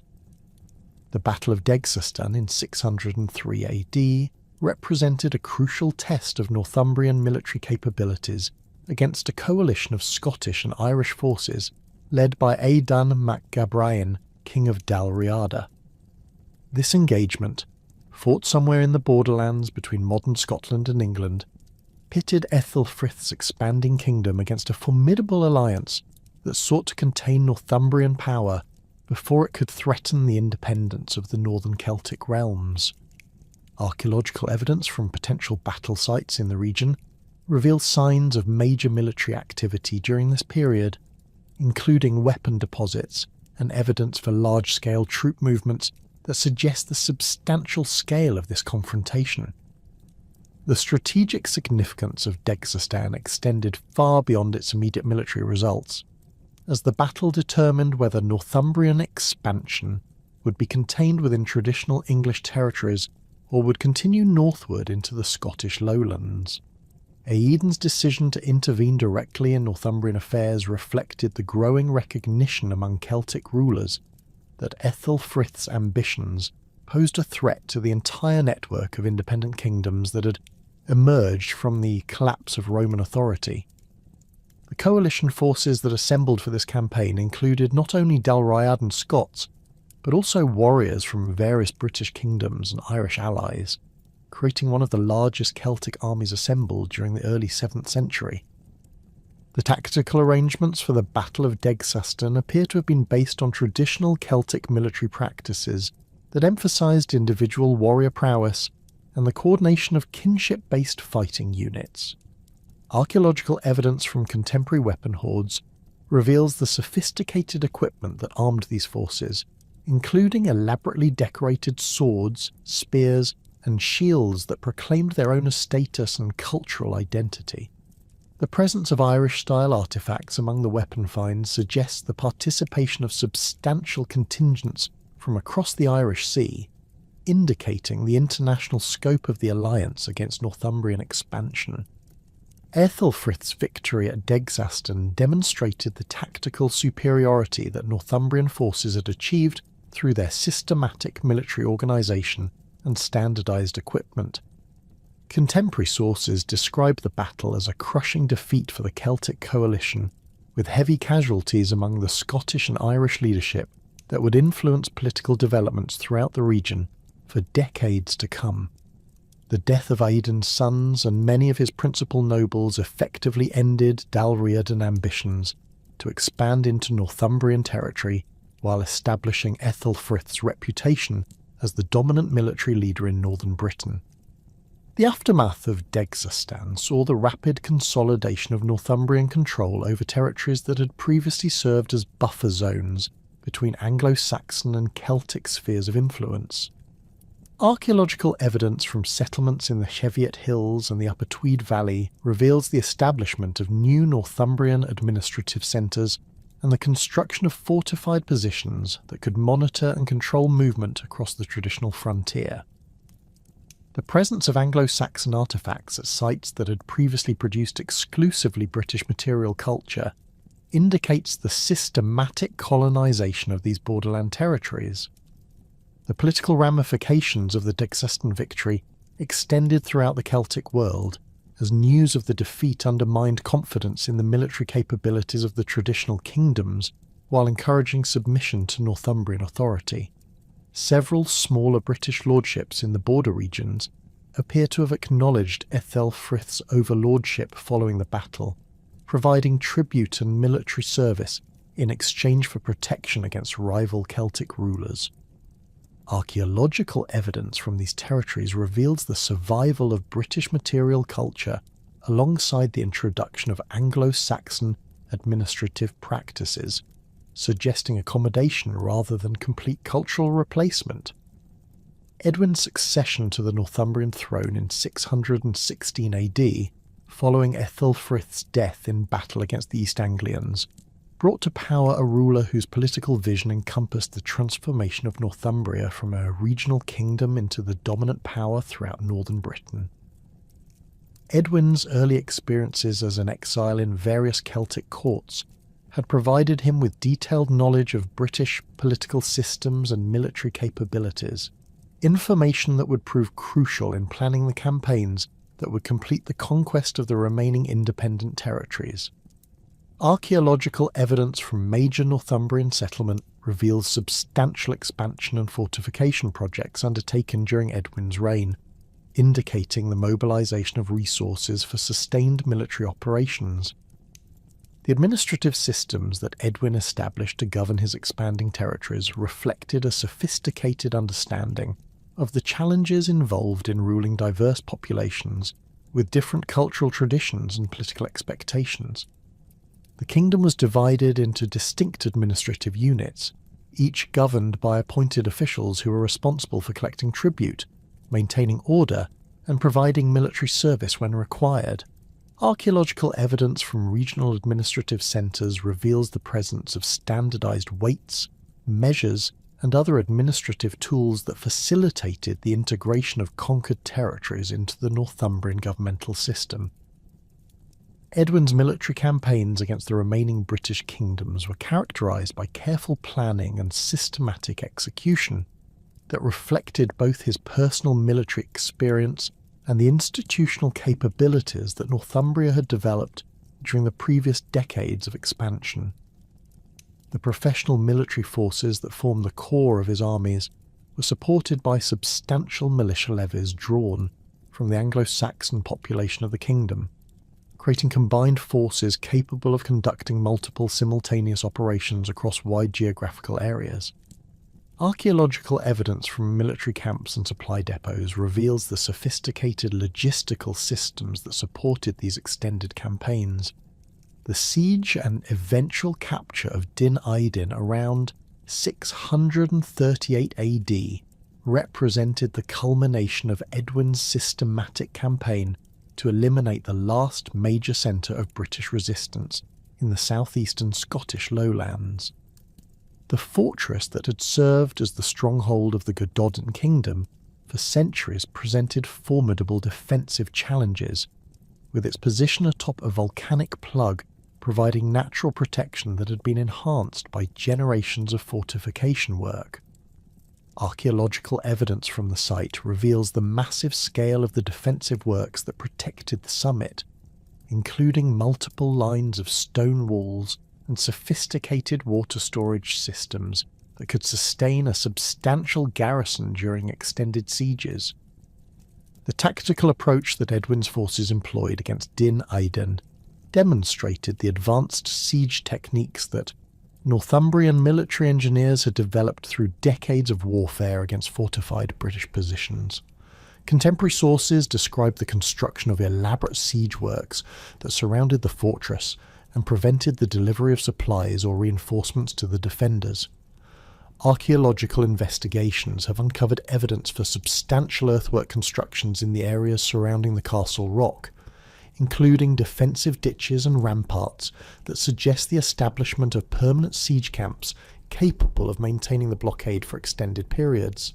The duration of the siege appears to have extended over several months, with the defenders gradually weakened by hunger and disease as their supplies were exhausted and their water sources contaminated. Archaeological evidence from within the fortress reveals signs of desperate measures taken by the besieged population, including the consumption of previously stored grain reserves and the modification of existing buildings to accommodate increased numbers of refugees who had fled to the stronghold for protection. The discovery of hastily buried hoards of valuables suggests that the defenders recognized the inevitability of the fortress's fall and attempted to preserve their wealth for potential future recovery. The final assault on Din Aydin appears to have been triggered by the collapse of a section of the defensive wall. possibly due to undermining operations conducted by Northumbrian engineers or the effects of prolonged bombardment with stone-throwing engines. Archaeological evidence reveals signs of intense fighting within the fortress complex, with burned buildings and scattered weapons indicating fierce resistance by the defenders even after the outer defences had been breached. The systematic destruction of British cultural symbols and the construction of new Anglo-Saxon administrative buildings within the fortress complex marked the definitive end of Gododin independence. The fall of Dinaydin eliminated the last major British stronghold capable of coordinating resistance to Northumbrian expansion in the southeastern regions of what would become Scotland. The strategic importance of the fortress's position, controlling the primary overland routes between the Scottish Highlands and the English territories to the south, made its capture essential for the consolidation of Northumbrian control over the entire region. Archaeological evidence from settlements throughout the former Gododin territories reveals the rapid establishment of Anglo-Saxon administrative systems and the settlement of Germanic populations in key strategic locations. The surviving British kingdoms found themselves forced to develop new strategies for maintaining their independence in the face of overwhelming Northumbrian military superiority. Diplomatic accommodation emerged as the primary alternative to military resistance, with several rulers choosing to acknowledge Edwin's overlordship in exchange for the preservation of their territorial integrity and cultural autonomy. Archaeological evidence from these client kingdoms reveals the continuation of traditional British material culture alongside the adoption of certain Anglo-Saxon administrative practices, suggesting successful negotiation of tributary relationships that preserved essential elements of native political organisation. The Kingdom of Strathclyde, protected by the formidable natural defences of Dumbarton Rock and its strategic position, controlling access to the western Scottish Highlands, managed to maintain its independence through a combination of military preparedness and diplomatic flexibility. Archaeological evidence from Altclut reveals substantial fortification work undertaken during this period, including the construction of additional defensive walls and the expansion of storage facilities that could support extended sieges. The kingdom's rulers appear to have avoided direct confrontation with Northumbrian forces while maintaining their territorial integrity through careful neutrality and occasional tributary payments. Marriage alliances became increasingly important tools for British kingdoms seeking to preserve their independence through diplomatic rather than military means. The complex kinship networks that connected the ruling houses of Hen Ogledd were extended to include relationships with Northumbrian nobles, creating personal bonds that could provide protection against conquest while maintaining nominal independence. Archaeological evidence from royal burial sites reveals the exchange of prestigious grave goods between British and Anglo-Saxon elites, suggesting the development of cultural relationships that transcended political boundaries. The economic strategies employed by surviving British kingdoms reflected their reduced political circumstances and the need to accommodate Northumbrian demands for tribute while maintaining sufficient resources to support their own governmental and military requirements. Archaeological evidence reveals the intensification of agricultural production in areas under British control, with the construction of new field systems and the expansion of cultivation into previously marginal areas. Specialised craft production, particularly metalworking and textile manufacture, provided goods that could be traded for the luxury items and military equipment required by British courts. The cultural consequences of Northumbrian expansion extended far beyond simple political conquest to encompass fundamental changes in the linguistic, religious, and artistic traditions that had defined British identity throughout Hen Ogledd. The systematic replacement of British administrative systems with Anglo-Saxon governmental practices gradually undermined the social structures that had supported traditional Celtic culture, while the settlement of Germanic populations in conquered territories created new demographic realities that would influence regional development for centuries to come.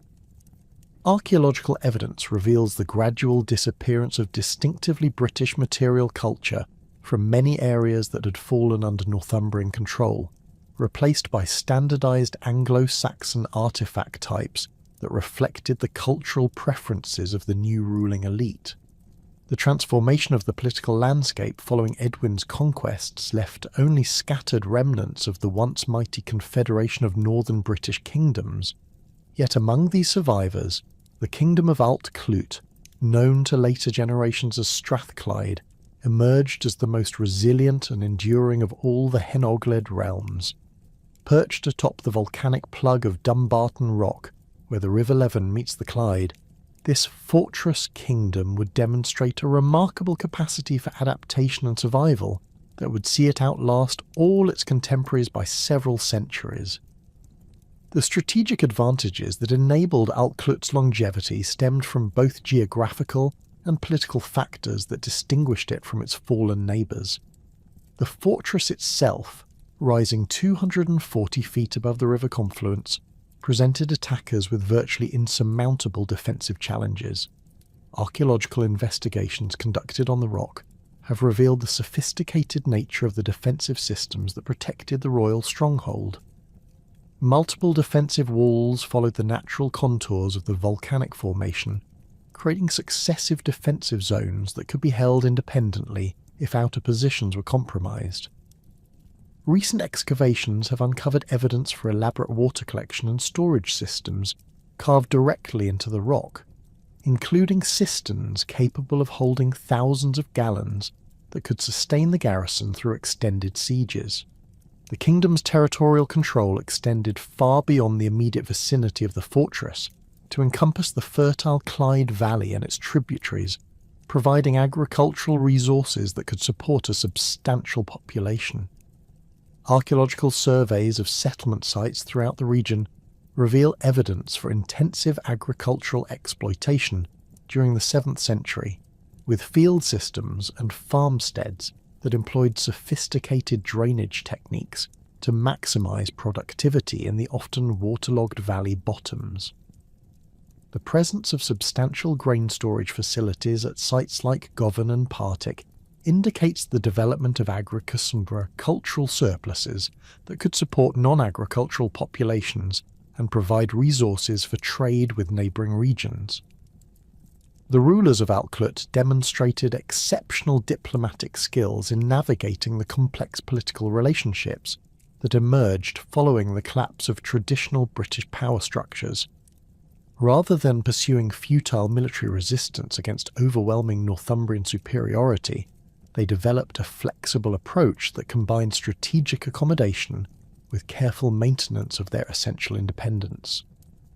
Contemporary sources suggest that the kingdom occasionally provided tribute or military assistance to Northumbrian overlords when circumstances demanded, while simultaneously maintaining relationships with Pictish, Irish, and surviving British rulers that preserved their options for future political realignments.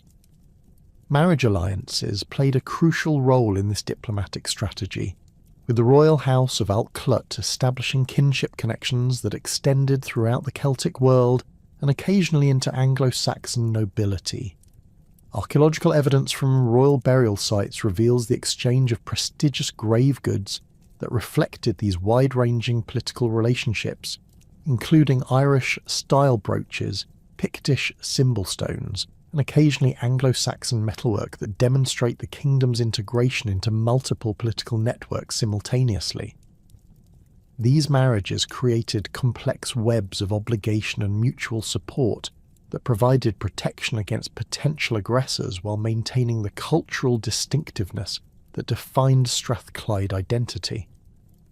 The economic foundations that supported Alt Clwyd's continued independence required constant adaptation to changing political circumstances and new commercial opportunities.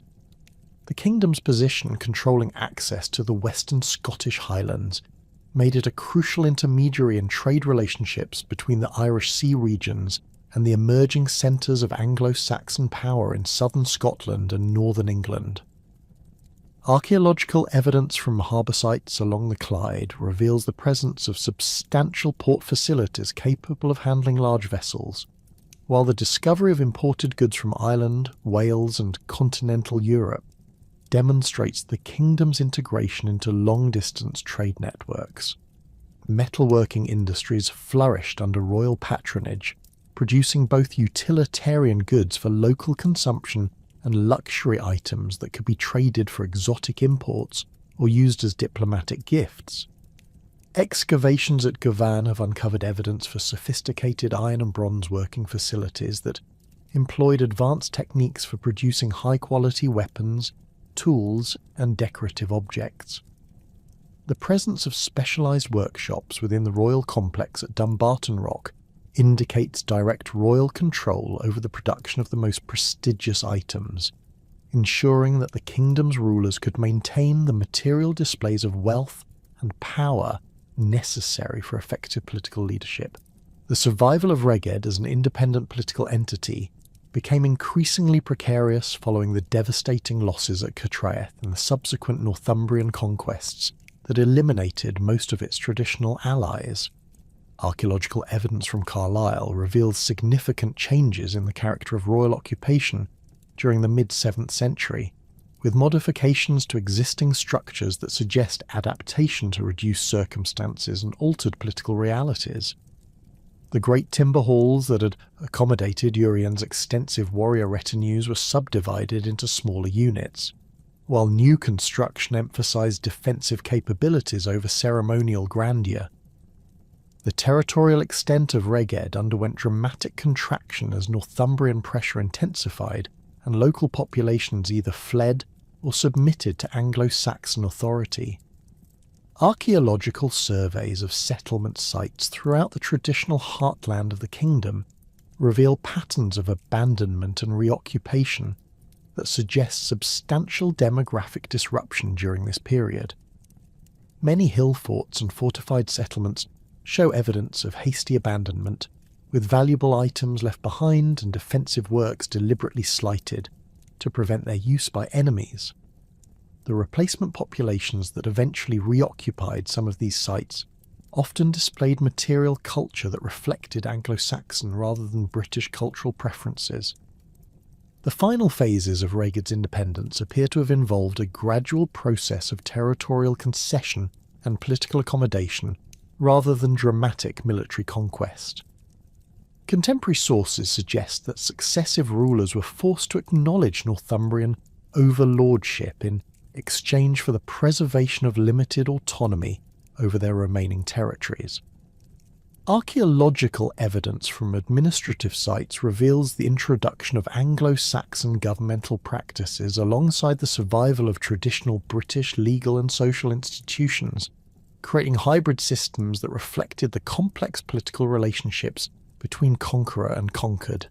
The incorporation of Reged's remnant territories into the expanding Northumbrian kingdom occurred through a combination of direct annexation and the establishment of client relationships that preserve the appearance of native rule while ensuring effective Anglo-Saxon control.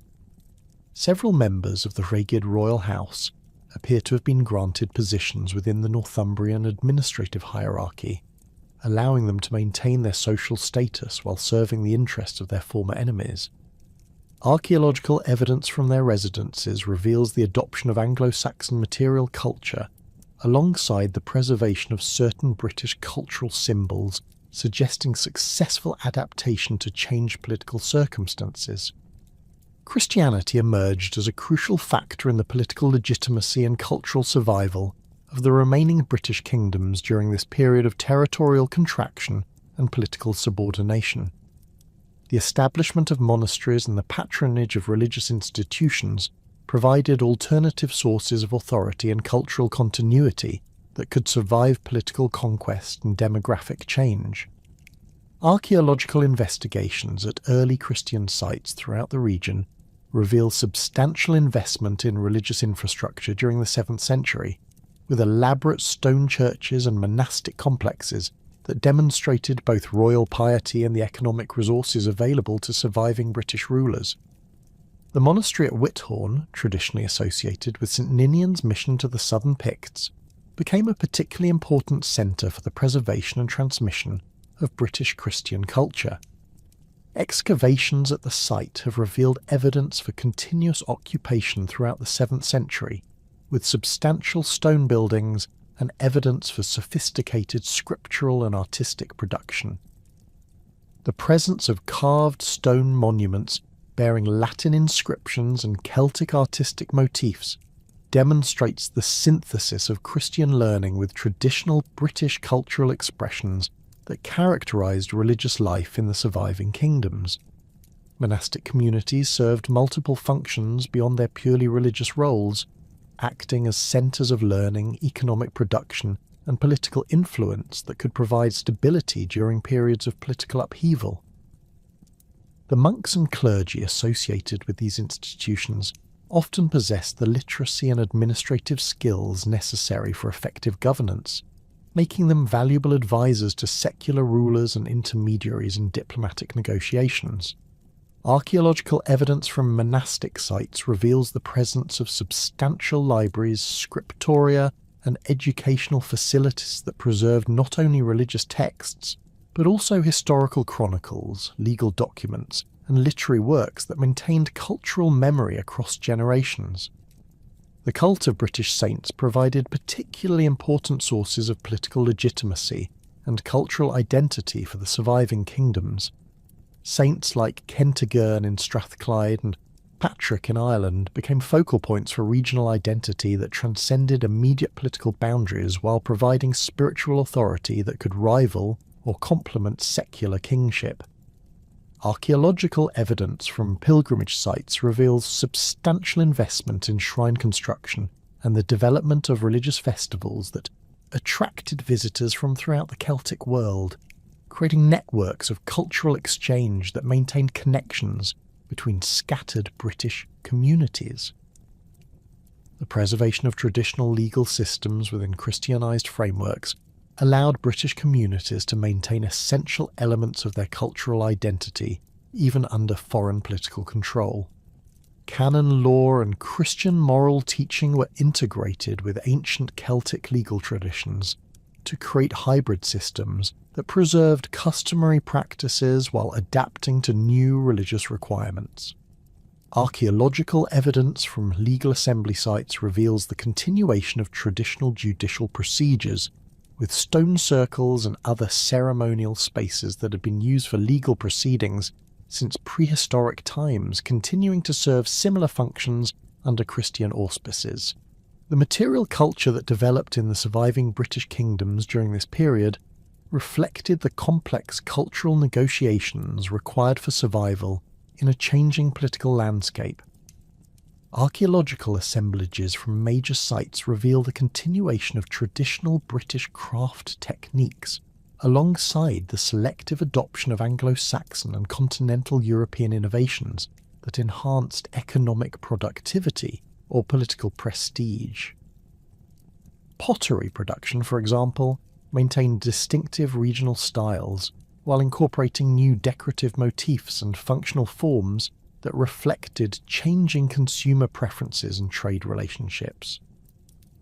Metalworking traditions demonstrated particular continuity with earlier British practices, as the production of weapons, jewellery and ceremonial objects required specialised knowledge that was closely guarded within craft communities.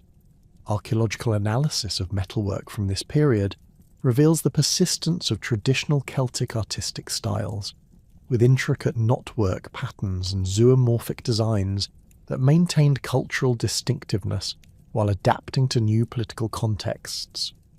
The presence of Christian symbols integrated into traditional decorative schemes demonstrates the successful synthesis of religious and cultural identities that characterised British adaptation to changing circumstances. Textile production, though poorly preserved in the archaeological record, appears to have maintained traditional patterns and techniques that served as important markers of cultural identity.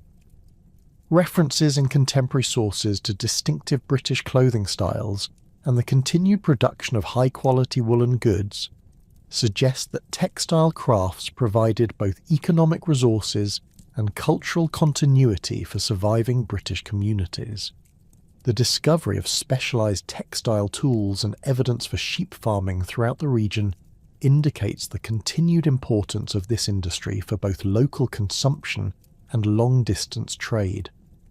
The linguistic landscape of the surviving British territories underwent gradual but significant changes during this period, as political pressure and demographic shifts influenced patterns of language use and cultural transmission.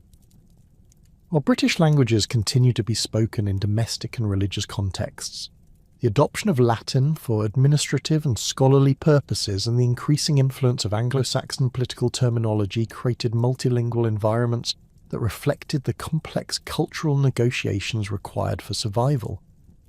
Archaeological evidence for the continued use of British place names alongside the introduction of Anglo-Saxon administrative terminology suggests the persistence of native geographical knowledge and local cultural traditions.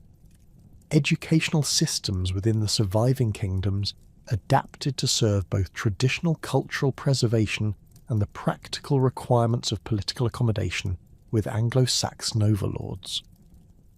Monastic schools provided instruction in Latin literacy and Christian theology, while maintaining oral traditions that preserved British historical memory and genealogical knowledge. Archaeological evidence from educational institutions reveals the presence of sophisticated libraries and scriptoria that produced manuscripts in multiple languages, demonstrating the intellectual sophistication that characterized these communities despite their reduced political circumstances. The archaeological record from this period reveals remarkable continuity in settlement patterns and cultural practices, despite the dramatic political changes that affected the region. Many farmsteads and rural communities continue to operate using traditional techniques and social organizations, suggesting that the impact of political conquest was often limited to the replacement of elite leadership rather than fundamental changes in everyday life. The persistence of traditional field systems, building techniques, and subsistence strategies indicates the resilience of rural communities and their capacity to adapt to changing political circumstances while maintaining essential elements of their cultural identity. Trade relationships during this period required careful navigation of complex political boundaries and competing loyalties. The surviving British kingdoms sought to maintain commercial connections while avoiding conflicts with their Anglo-Saxon neighbours. Archaeological evidence reveals the continued circulation of goods between British territories and their traditional trading partners in Ireland, Wales, and continental Europe, alongside the development of new commercial relationships with Anglo-Saxon merchants and administrators.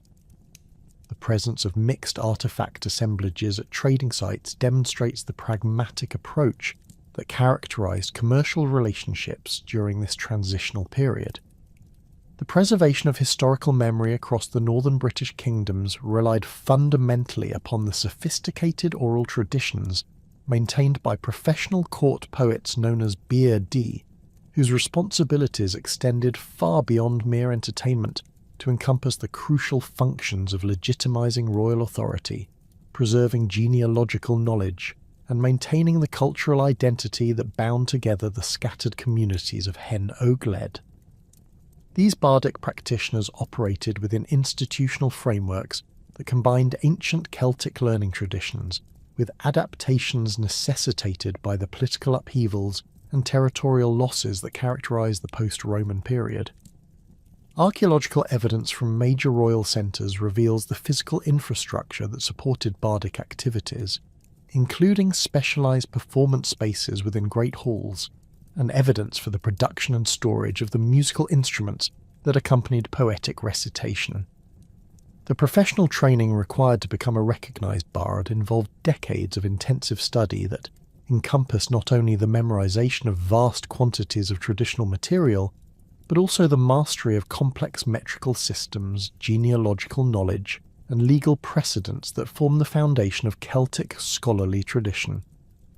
Contemporary sources suggest that bardic education followed standardised curricula, that were maintained across multiple kingdoms, ensuring consistency in the preservation and transmission of cultural knowledge despite political fragmentation. Archaeological investigations at sites associated with bardic training have uncovered evidence for substantial libraries and educational facilities, including writing materials and manuscript fragments that demonstrate the integration of oral and written learning traditions. The court poets who served the rulers of Rhaeged, Strathclyde and the other northern kingdoms possessed detailed knowledge of genealogical relationships that extended back through multiple generations, connecting contemporary royal houses to legendary figures and ancient tribal leaders whose authority provided legitimacy for current political claims. These genealogies served multiple functions beyond simple record keeping, establishing the legal foundations for territorial control, succession rights, and inter-kingdom relationships that governed political interactions throughout Hen Ogledd. The accuracy of genealogical information preserved in bardic tradition has been confirmed through archaeological evidence, from burial sites and contemporary inscriptions that verify the historical existence of many individuals mentioned in the oral traditions. The composition and performance of praise poetry represented perhaps the most visible aspect of bardic activity, as these elaborate verbal constructions celebrated the achievements of living rulers while establishing their place within the broader historical narrative of British resistance to foreign conquest. The poems attributed to Taliesin, particularly those celebrating Urien of Rhaeged, demonstrate the sophisticated literary techniques employed by court poets to create works that functioned simultaneously as entertainment, political propaganda, and historical record.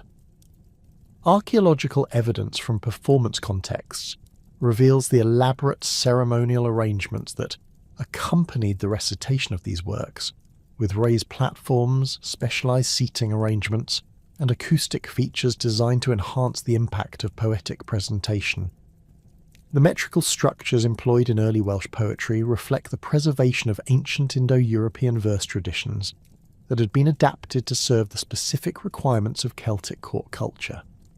Analysis of surviving poems reveals complex patterns of alliteration, internal rhyme, and syllabic counting that required exceptional skill to master and created mnemonic frameworks that facilitated accurate transmission across generations. The consistency of these metrical patterns across different kingdoms and time periods suggests the existence of standardized training methods that maintained technical excellence while allowing for individual creative expression within established formal constraints. The historical reliability of bardic sources presents complex challenges for modern scholars attempting to distinguish between authentic historical information and legendary material that was incorporated into the oral tradition over time. Contemporary archaeological evidence confirms the accuracy of many specific details preserved in bardic poetry, including descriptions of weapons, fortifications, and military tactics that correspond closely to physical remains from relevant sites and periods. However, the integration of mythological elements and the tendency toward heroic exaggeration that characterize praise poetry requires careful analysis to extract reliable historical information from the literary embellishments that serve the poet's artistic and political purposes. The process by which bardic traditions were eventually committed to writing occurred primarily in Wales during the medieval period, when scribes working in monastic scriptoria began recording the oral traditions that had been preserved by successive generations of poets and storytellers. The manuscripts that contain these materials, including the Book of Aneurin, the Book of Taliesin, and various collections of genealogical and historical texts, represent the culmination of centuries of oral transmission that had maintained the cultural memory of Hen Ogledd, despite the political collapse of the northern kingdoms.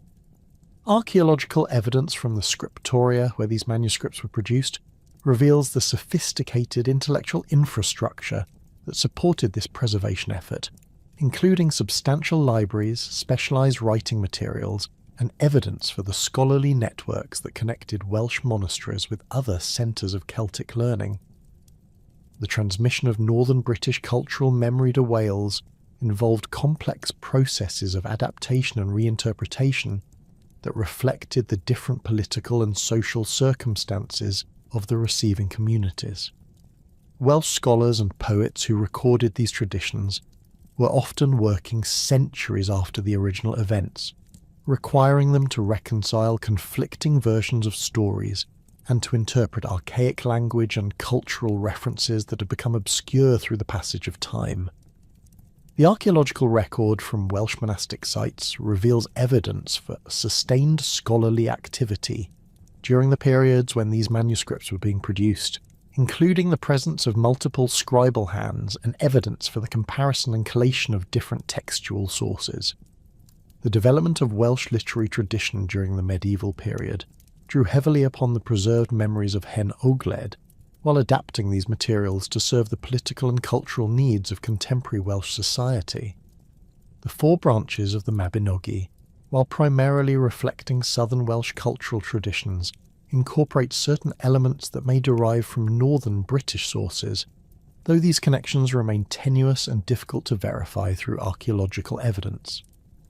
The process of literary development involved the creative transformation of historical memories into new narrative forms that served the entertainment and educational requirements of medieval Welsh courts while preserving essential elements of the older traditions. The role of genealogical poetry in legitimizing royal dynasties throughout the Celtic world required bardic practitioners to maintain detailed knowledge of kinship relationships that extended across multiple kingdoms and generations. These genealogies served as legal documents that established claims to territorial control, succession rights, and political authority that could be invoked during disputes or succession crises. Archaeological evidence from royal burial sites confirms the accuracy of many genealogical claims preserved in bardic tradition, with grave goods and burial practices that reflect the social status and cultural affiliations described in the oral sources. The preservation of military traditions within bardic poetry provides valuable insights into the warrior culture that dominated northern British society during the 6th and 7th centuries. Detailed descriptions of weapons, tactics, and battlefield behaviour preserved in works like Y Gododin correspond closely to archaeological evidence from weapon hoards and fortification sites, confirming the historical accuracy of much of this material while revealing the cultural values that shaped military conduct. The emphasis placed on individual heroism, loyalty to kinship groups, and the pursuit of honourable death in battle reflects broader social ideals that influenced political relationships and legal systems throughout Hen Ogledd. The integration of Christian elements into traditional bardic material reveals the complex cultural negotiations that occurred as the northern British kingdoms adapted to the spread of the new religion. Archaeological evidence from early Christian sites demonstrates the synthesis of traditional Celtic artistic motifs with Christian symbolism, while manuscript evidence shows the incorporation of Christian moral teaching into traditional narrative frameworks. The preservation of pre-Christian mythological elements alongside Christian materials suggests that bardic practitioners successfully adapted their traditions to serve the requirements of Christianized courts while maintaining essential elements of older cultural systems. The geographic knowledge preserved in bardic tradition includes detailed information about the territorial boundaries, settlement patterns, and strategic locations that characterise the political landscape of Hen Ogledd during its period of independence. Place names mentioned in early Welsh poetry can often be correlated with archaeological sites that show evidence of occupation during the relevant periods, confirming the historical accuracy of much topographical information while providing valuable insights into the political geography of the northern kingdoms. The preservation of archaic place names that had fallen out of common use by the time the traditions were written down demonstrates the remarkable accuracy of oral transmission over extended periods. The social functions served by bardic performance extended beyond the immediate entertainment of court audiences to encompass broader community education and cultural reinforcement that maintained group identity during periods of political stress. Archaeological evidence from settlement sites reveals the presence of performance spaces within both elite and non-elite contexts, suggesting that bardic traditions operated at multiple social levels and served diverse community needs. The standardization of certain narrative elements across different social contexts indicates the role of professional bards in maintaining cultural coherence while allowing for local variations that reflected specific community interests and concerns. The economic support systems that sustained bardic activity required substantial resource allocation from royal and noble patrons who recognized the political and cultural value of maintaining these traditions. Contemporary sources describe the material rewards provided to successful poets, including grants of land, livestock, and precious objects that ensured their economic security, while demonstrating the patron's wealth and cultural sophistication. Archaeological evidence from high-status residences reveals the presence of specialized accommodation for visiting bards and the storage facilities required for the musical instruments and other equipment associated with their performances. The relationship between bardic tradition and legal systems throughout the Celtic world involved the preservation of customary law and precedent that governed social relationships and political authority. Bards served as repositories of legal knowledge who could be consulted during disputes or called upon to verify the legitimacy of particular claims or procedures. Archaeological evidence from legal assembly sites reveals the ceremonial contexts in which this knowledge was applied, with stone circles and other formal spaces that had been used for judicial proceedings since prehistoric times continuing to serve similar functions under the guidance of bardic legal experts. The influence of bardic tradition on the development of written literature throughout the medieval Celtic world extended far beyond the simple recording of existing oral materials to encompass the creation of new literary forms that combine traditional narrative techniques with innovations derived from contact with Latin scholarly traditions. The sophisticated manuscript culture that developed in Welsh monasteries during the medieval period drew upon both indigenous Celtic learning traditions and continental European scholarly methods, creating hybrid intellectual systems that preserved ancient cultural knowledge while adapting to contemporary educational requirements. The archaeological evidence for the material culture associated with bardic performance includes the remains of musical instruments, specialized furniture, and decorative objects that enhance the ceremonial aspects of poetic presentation. Excavations at royal sites have uncovered fragments of harps, lyres, and other stringed instruments that provided musical accompaniment for poetic recitation, while the discovery of elaborate drinking vessels and ceremonial objects demonstrates the integration of bardic performance into broader patterns of elite hospitality and social display. The craftsmanship evident in these artifacts reflects the high status accorded to bardic practitioners and the substantial resources devoted to supporting their activities. The preservation of historical memory through bardic tradition required constant adaptation to changing political circumstances and audience expectations, as poets needed to maintain the relevance of ancient materials while serving the immediate needs of contemporary patrons. The process of tradition maintenance involved the selective emphasis of particular elements while allowing others to fade from active use, creating dynamic systems of cultural transmission that preserved essential historical information while adapting to new social and political contexts. Archaeological evidence from different periods reveals the changing material culture associated with bardic performance, reflecting broader cultural transformations while maintaining essential continuities with earlier traditions.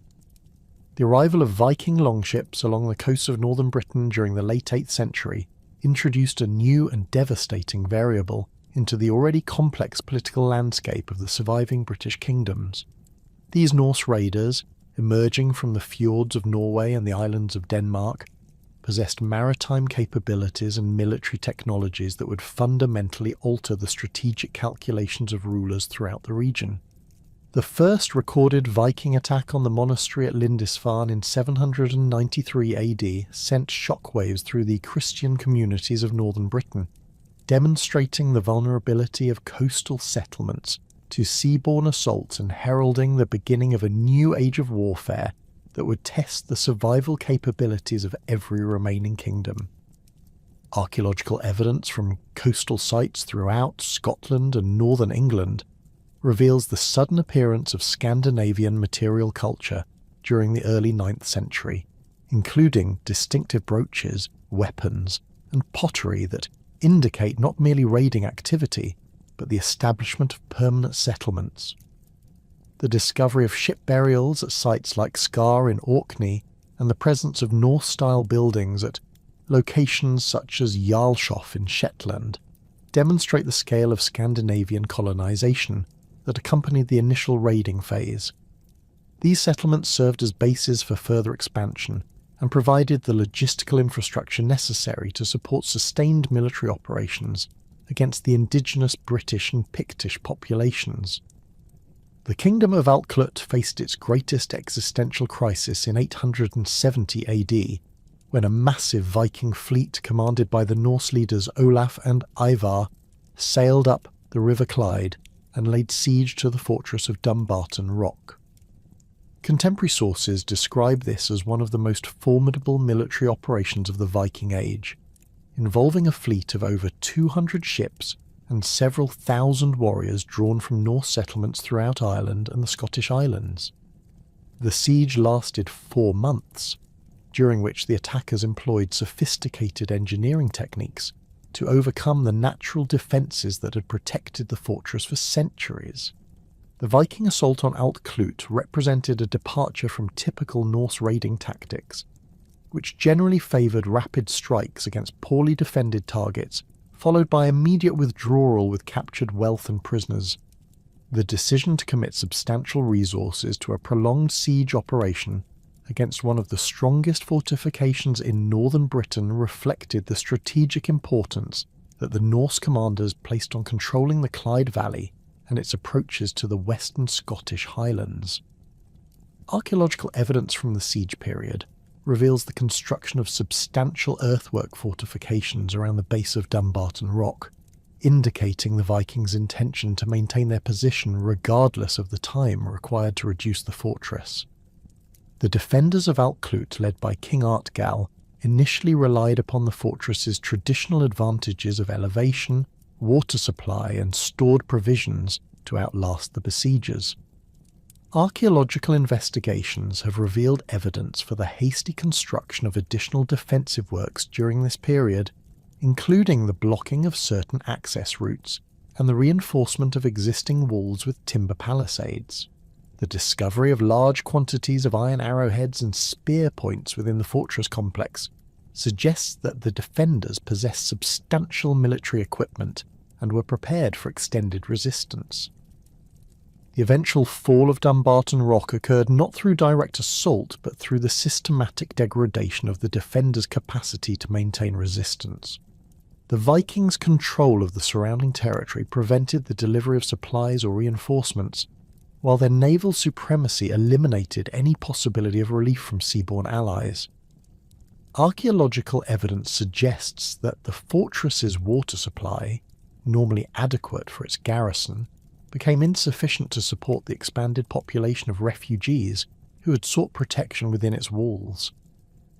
The discovery of human remains showing signs of malnutrition and disease indicates the desperate conditions that prevailed during the final stages of the siege. The capture of Alclut marked a watershed moment in the history of the northern British kingdoms, as the fall of this supposedly impregnable fortress demonstrated that no traditional defensive position could guarantee security against Viking assault. The systematic destruction of the fortress's defensive works and the enslavement of its population sent a clear message to other British rulers about the consequences of resistance. Contemporary sources report that the Vikings departed with over 200 ships loaded with captives destined for the slave markets of Dublin and other Norse trading centres, representing one of the largest forced population transfers of the early medieval period. The immediate aftermath of the siege saw the temporary collapse of organised British authority throughout the Clyde Valley, as local nobles either fled to more secure territories or submitted to Viking overlordship. Archaeological evidence from settlements throughout the region reveals patterns of abandonment and destruction that suggest widespread social disruption following the fall of the royal fortress. Many hill forts and fortified manor houses show evidence of hasty evacuation, with valuable items left behind and defensive works deliberately slighted to prevent their use by enemies. The survival of the Strathclyde kingdom following this catastrophic defeat required fundamental adaptations to the new military and political realities created by Viking expansion. The royal court, deprived of its traditional stronghold, was forced to establish new centres of authority at more defensible locations, while developing strategies for coexistence with the Norse settlers who had established themselves throughout the Western Islands and coastal regions. Archaeological evidence suggests that the kingdom's administrative centre was relocated to Govan, where substantial ecclesiastical and secular buildings were constructed during the late 9th century. The reconstruction of Strathclyde political authority involved the careful cultivation of relationships with multiple competing powers, including not only the various Viking factions, but also the expanding Scottish kingdom of Alba and the surviving British territories in Wales. King Run, who appears to have assumed leadership following Argyll's death during the siege, demonstrated remarkable diplomatic flexibility in navigating these complex relationships, while gradually rebuilding his kingdom's military capabilities. Contemporary sources suggest that Strathclyde occasionally provided military assistance to Viking expeditions against common enemies, while simultaneously maintaining connections with other Celtic rulers who opposed Norse expansion. The integration of Viking military techniques and technologies into Strathclyde's defensive systems represented a crucial adaptation that enabled the kingdom's survival during this turbulent period. Archaeological evidence from fortification sites reveals the adoption of Scandinavian construction methods alongside traditional British defensive techniques, creating hybrid systems that combine the best features of both traditions. The presence of Norse-style weapons and equipment at British sites indicates either direct adoption of Viking military technology or the employment of Scandinavian mercenaries within British military forces. The economic strategies that enabled Strathclyde's recovery involved the development of new trade relationships that took advantage of the commercial networks established by Viking settlers throughout the Irish Sea region. Archaeological evidence from trading sites along the Clyde reveals the presence of Scandinavian merchants alongside traditional British and Irish traders, suggesting the successful integration of Norse commercial practices with existing Celtic exchange systems. The kingdom's position controlling access to the Scottish Highlands made it a valuable partner for Viking traders seeking to exploit the region's natural resources, particularly iron ore and precious metals. The religious dimensions of Strathclyde's survival strategy involved the careful balance of traditional Christian practices with accommodation to the religious preferences of pagan Viking settlers. Archaeological evidence from ecclesiastical sites reveals the continuation of Christian worship alongside the presence of Scandinavian religious artifacts, suggesting the development of syncretic practices that allowed for peaceful coexistence between different religious communities. The monastery at Govan became particularly important during this period, serving as a centre for diplomatic negotiations and cultural exchange between British and Norse populations. The demographic changes that accompanied Viking settlement in western Scotland created new social dynamics that required careful management by Strathclyde's rulers. Archaeological evidence suggests that Norse colonists established farming communities throughout the region, often in areas that had previously been sparsely populated or abandoned following earlier conflicts. The interaction between these new settlers and the existing British population appears to have been generally peaceful, with evidence for intermarriage and cultural exchange that created mixed communities combining elements of both traditions. The military innovations that emerged from the interaction between British and Viking warfare techniques included the development of new tactical approaches that combined traditional Celtic fighting methods with Scandinavian naval capabilities. Archaeological evidence from weapon hoards reveals the presence of hybrid weapon types that incorporated design elements from both cultures, while fortification sites show the adoption of Viking shipyard facilities alongside traditional British defensive works. The ability to project military power through both land and sea operations became crucial for maintaining territorial control in an environment where Viking raiders could strike without warning from any direction. The political structures that evolved in post-Viking Strathclyde reflected the need to accommodate diverse populations with different cultural traditions and political expectations. The kingdom developed administrative systems that allowed for considerable local autonomy while maintaining central coordination for military and diplomatic purposes. Archaeological evidence from regional administrative centres reveals the presence of both British and Scandinavian legal traditions, suggesting the development of hybrid governmental systems that drew upon multiple cultural sources. The cultural synthesis that emerged from the interaction between British and Viking populations in Strathclyde created new artistic and literary traditions that combined elements from both cultures. Archaeological evidence reveals the presence of distinctive sculptural styles that incorporated Scandinavian artistic motifs with traditional Celtic designs, while manuscript evidence suggests the development of new literary forms that drew upon both Norse and British narrative traditions. The famous Govan stones, carved during this period, demonstrate the sophisticated artistic achievements that resulted from this cultural fusion. The territorial extent of the reconstituted Strathclyde kingdom was necessarily more limited than its predecessor, as Viking settlements had permanently altered the demographic and political landscape of Western Scotland. Archaeological surveys reveal that British political control was gradually re-established over the core territories of the Clyde Valley, while accepting Norse dominance in the Western Islands and certain coastal regions.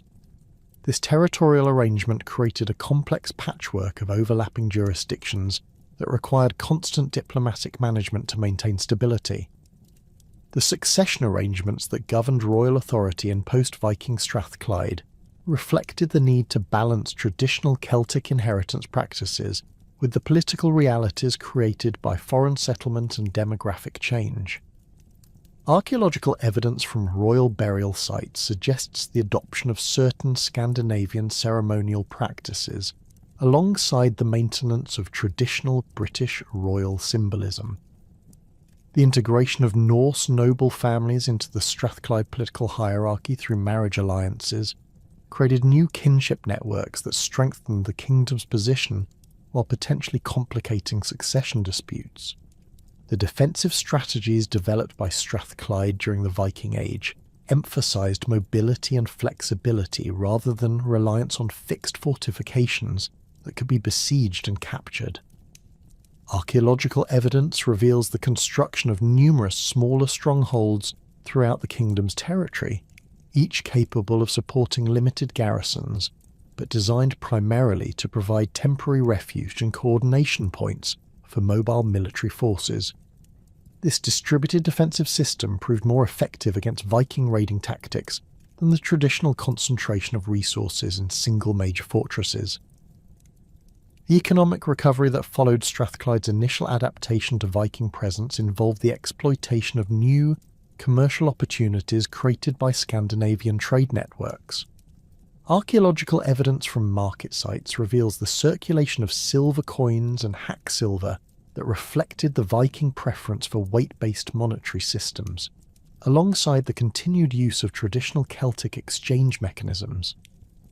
The kingdom's rulers successfully positioned themselves as intermediaries in trade relationships between Viking merchants and the producers of highland resources, generating revenues that supported political reconstruction and military modernisation. The relationship between Strathclyde and the emerging Scottish Kingdom of Alba became increasingly important as both realms sought to maintain their independence while accommodating Viking expansion. Archaeological evidence suggests regular diplomatic contact between the two kingdoms, with the exchange of prestigious gifts and the coordination of military responses to common threats. The marriage of Strathclyde nobles into the Scottish royal house created kinship connections that would eventually lead to the kingdom's peaceful incorporation into the expanding Scottish realm, though this process would not be completed until the early 11th century. The gradual absorption of Strathclyde into the expanding Scottish kingdom during the early 11th century marked the end of the last independent British realm in northern Scotland, yet this political transformation occurred through negotiated succession rather than military conquest. When King Malcolm III of Scotland inherited Strathclyde through his marriage connections, around 1034 AD, the integration process preserved many existing administrative structures while incorporating the kingdom's territories into the broader Scottish governmental system. Archaeological evidence from Govan and other former Strathclyde centres reveals continuity in settlement patterns and material culture that suggests the transition was managed to minimise disruption to establish communities and economic relationships. The administrative integration of former Strathclyde territories into the Scottish kingdom required sophisticated governmental systems that could accommodate diverse populations with different legal traditions and cultural expectations. The Scottish Crown established regional lordships that combined elements of traditional Celtic territorial organisation with feudal principles derived from Anglo-Norman administrative practice. Archaeological investigations at sites like Rutherglen and Hamilton reveal the construction of new administrative centres during the late 11th and early 12th centuries, with substantial stone buildings that housed royal officials and provided facilities for regional governance. The preservation of Strathclyde's distinctive cultural identity within the expanding Scottish realm reflected deliberate policies that recognised the value of maintaining local traditions while ensuring political loyalty to the Scottish Crown. The continuation of Gaelic and Cumbric languages in former Strathclyde territories is documented through place-name evidence and occasional written sources that demonstrate the survival of indigenous linguistic traditions well into the medieval period. Archaeological evidence from ecclesiastical sites reveals the maintenance of traditional Celtic Christian practices alongside the introduction of continental European religious reforms, creating syncretic religious systems that preserved essential elements of local spiritual traditions. The transformation of political memory surrounding the northern British kingdoms occurred gradually as the immediate practical concerns of governance gave way to romanticised recollections that emphasised heroic resistance and cultural achievement rather than the complex realities of political adaptation and survival. The development of Scottish national identity during the medieval period incorporated certain elements of northern British heritage, while subordinating these traditions to narratives that emphasise Scottish political unity and independence from English influence. Archaeological evidence from royal centres like Scone and Edinburgh reveals the deliberate incorporation of symbols and artefacts associated with earlier British kingdoms into Scottish royal ceremonial, suggesting conscious efforts to claim legitimacy through connection to pre-existing political traditions. The preservation and transformation of Hen Ogledd cultural memory in medieval Welsh literature represented perhaps the most significant legacy of the northern British kingdoms, as Welsh scholars and poets maintained detailed knowledge of northern traditions long after the political collapse of the original realms. The scribes working in Welsh monasteries during the 12th and 13th centuries possessed access to oral traditions and written sources that preserved authentic historical information about the northern kingdoms, though this material was inevitably filtered through the cultural perspectives and political concerns of medieval Welsh society. The manuscripts produced during this period, including the Black Book of Carmarthen and the Red Book of Hergest, contain substantial collections of poetry and prose that celebrate the achievements of northern British heroes while adapting their stories to serve contemporary Welsh cultural and political needs. The figure of Arthur emerged as a central organising principle for Welsh memories of northern British resistance to Anglo-Saxon expansion, though the historical connections between the legendary king and the actual rulers of Hen Ogledd remain complex and contested. Archaeological evidence provides no direct confirmation for Arthur's historical existence, yet the geographical settings and cultural context described in early Arthurian literature correspond closely to the political landscape of 6th century northern Britain. The association of Arthur with specific locations throughout the former territories of Rheged and the Gododdin suggests that Welsh traditions preserved genuine historical memories of military leadership and political organisation in the northern kingdoms, even if these memories became attached to a legendary figure whose actual existence cannot be verified through contemporary sources. The development of Arthurian romance during the medieval period drew heavily upon Welsh traditions about the northern British kingdoms, while transforming these materials to serve the entertainment and cultural needs of continental European audiences.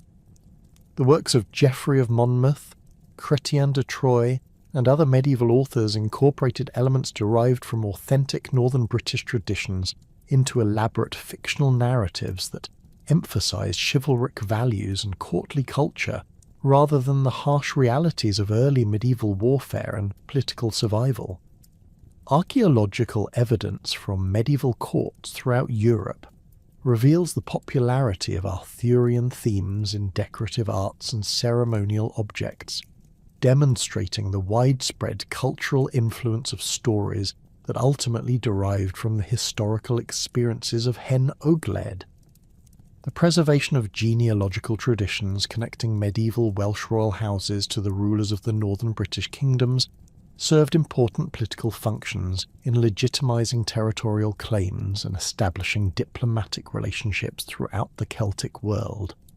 The genealogies preserved in manuscripts like the Harleian Collection and the Jesus College MS 20 trace detailed kinship connections between contemporary Welsh nobles and legendary figures from Rheged, Strathclyde, and the Gododdin territories.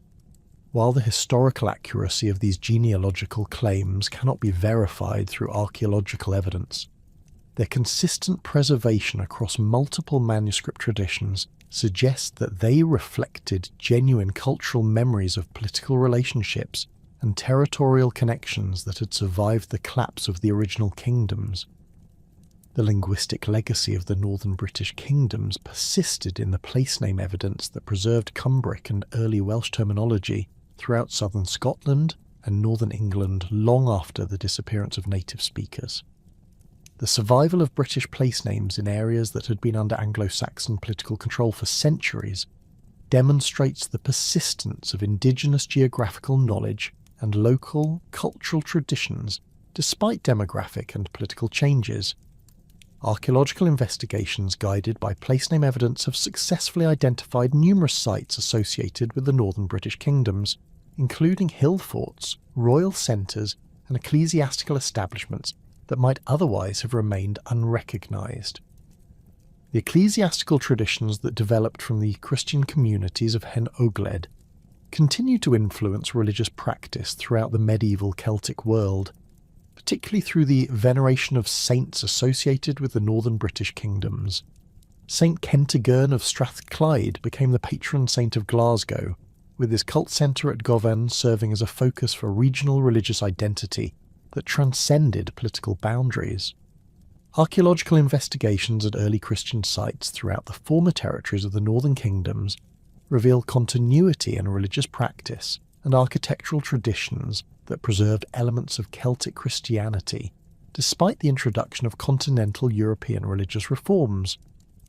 The material culture associated with the northern British kingdoms influenced artistic and craft traditions throughout the medieval Celtic world, particularly in the production of metalwork, stone sculpture, and manuscript illumination. The distinctive artistic styles that had developed in Hen Ogledd during the 6th and 7th centuries continued to influence Celtic artistic production for centuries after the political collapse of the original kingdoms. Archaeological analysis of medieval metalwork from Wales, Ireland and Scotland reveals the persistence of decorative motifs and technical approaches that can be traced back to workshops in Rhaeadr, Strathclyde and other northern British centres. The legal traditions that had governed social relationships in the northern British kingdoms contributed to the development of medieval Celtic law codes that preserved elements of ancient customary practice within Christianised legal frameworks. The laws attributed to ULDDA in 10th century Wales incorporate certain principles and procedures that appear to derive from earlier British legal traditions, though the specific connections to northern British practice cannot be definitively established through available sources.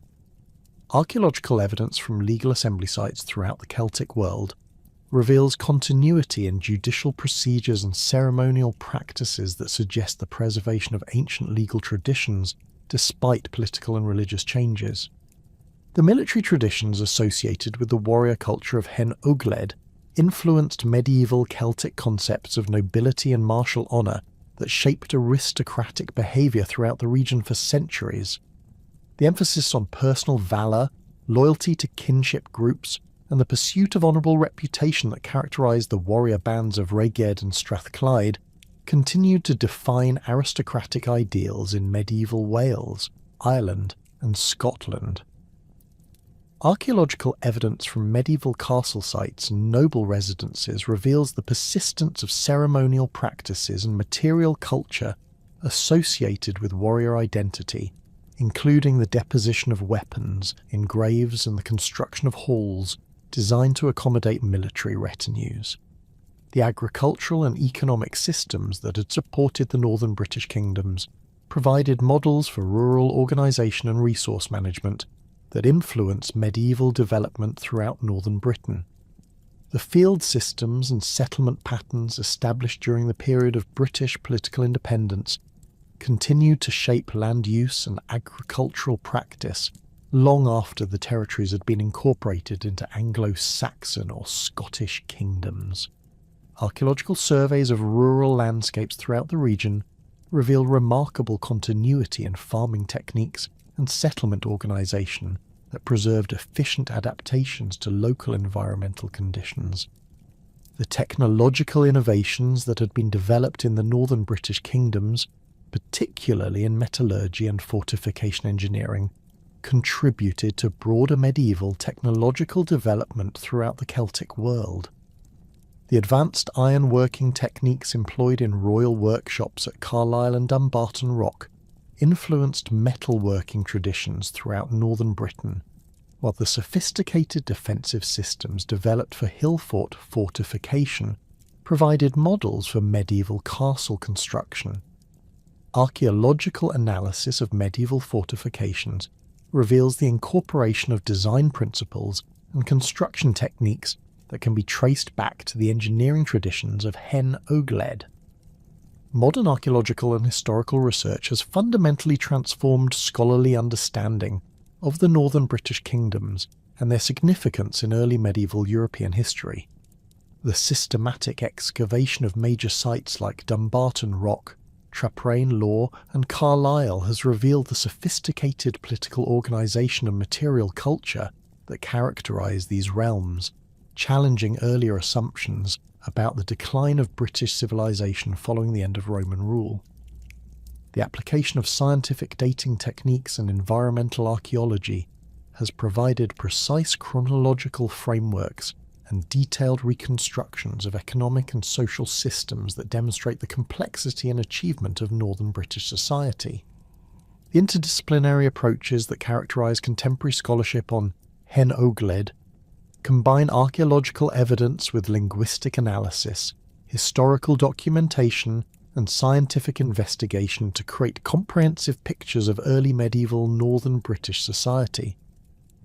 The collaboration between archaeologists, historians, linguists, and environmental scientists has produced new insights into political organisation, economic systems, religious practice, and cultural identity that would have been impossible to achieve through any single methodological approach.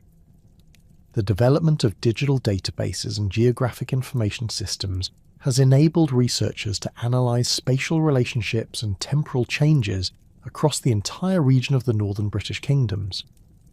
The international context of research on the Northern British Kingdoms has revealed their significance within broader patterns of post-Roman political development throughout Western Europe. Comparative studies with contemporary kingdoms in Ireland, Wales, Brittany, and continental Europe have demonstrated that Hen Ogledd participated in cultural and political developments that extended far beyond the immediate British Isles. The archaeological evidence for long-distance trade connections and diplomatic relationships shows that the northern British kingdoms were integrated into European-wide networks of exchange and communication that connected them with political and cultural developments throughout the former Roman Empire. The legacy of Hen Ogledd in shaping the cultural and political landscape of medieval Britain extends far beyond the preservation of romantic memories to encompass fundamental contributions to the development of Scottish, Welsh, and English national identities. The territorial boundaries, administrative systems, and cultural traditions established by the northern British kingdoms influenced political development throughout the region for centuries after their political independence had ended. The synthesis of Celtic and Anglo-Saxon traditions that occurred in the borderlands between British and Germanic territories created hybrid cultures that contributed to the distinctive characteristics of medieval Northern English and Southern Scottish society. The scholarly recognition of Hen Ogledd's historical significance has encouraged new research initiatives and public engagement programs that seek to preserve and interpret the archaeological and cultural heritage associated with the northern British kingdoms. Museums throughout Scotland, northern England and Wales have developed exhibitions and educational programs that present current understanding of these societies to public audiences, while heritage organisations work to protect important archaeological sites from development pressures and environmental degradation. The growing popular interest in early medieval Celtic history has created opportunities for scholarly research and cultural preservation that ensure the continued study and appreciation of this crucial period in British history. The story of Hen Ogledd ultimately represents one of the most significant yet underappreciated chapters in the formation of medieval Britain, demonstrating the sophisticated political, cultural, and economic achievements of post-Roman Celtic society, while revealing the complex processes of cultural adaptation and survival that shaped the development of modern British identity. The northern British kingdoms created lasting legacies in literature, law, religion, and political organisation that continue to influence British and European development long after their political independence had ended, ensuring that the memory of the Old North would endure as an integral part of the cultural heritage that defines the British Isles.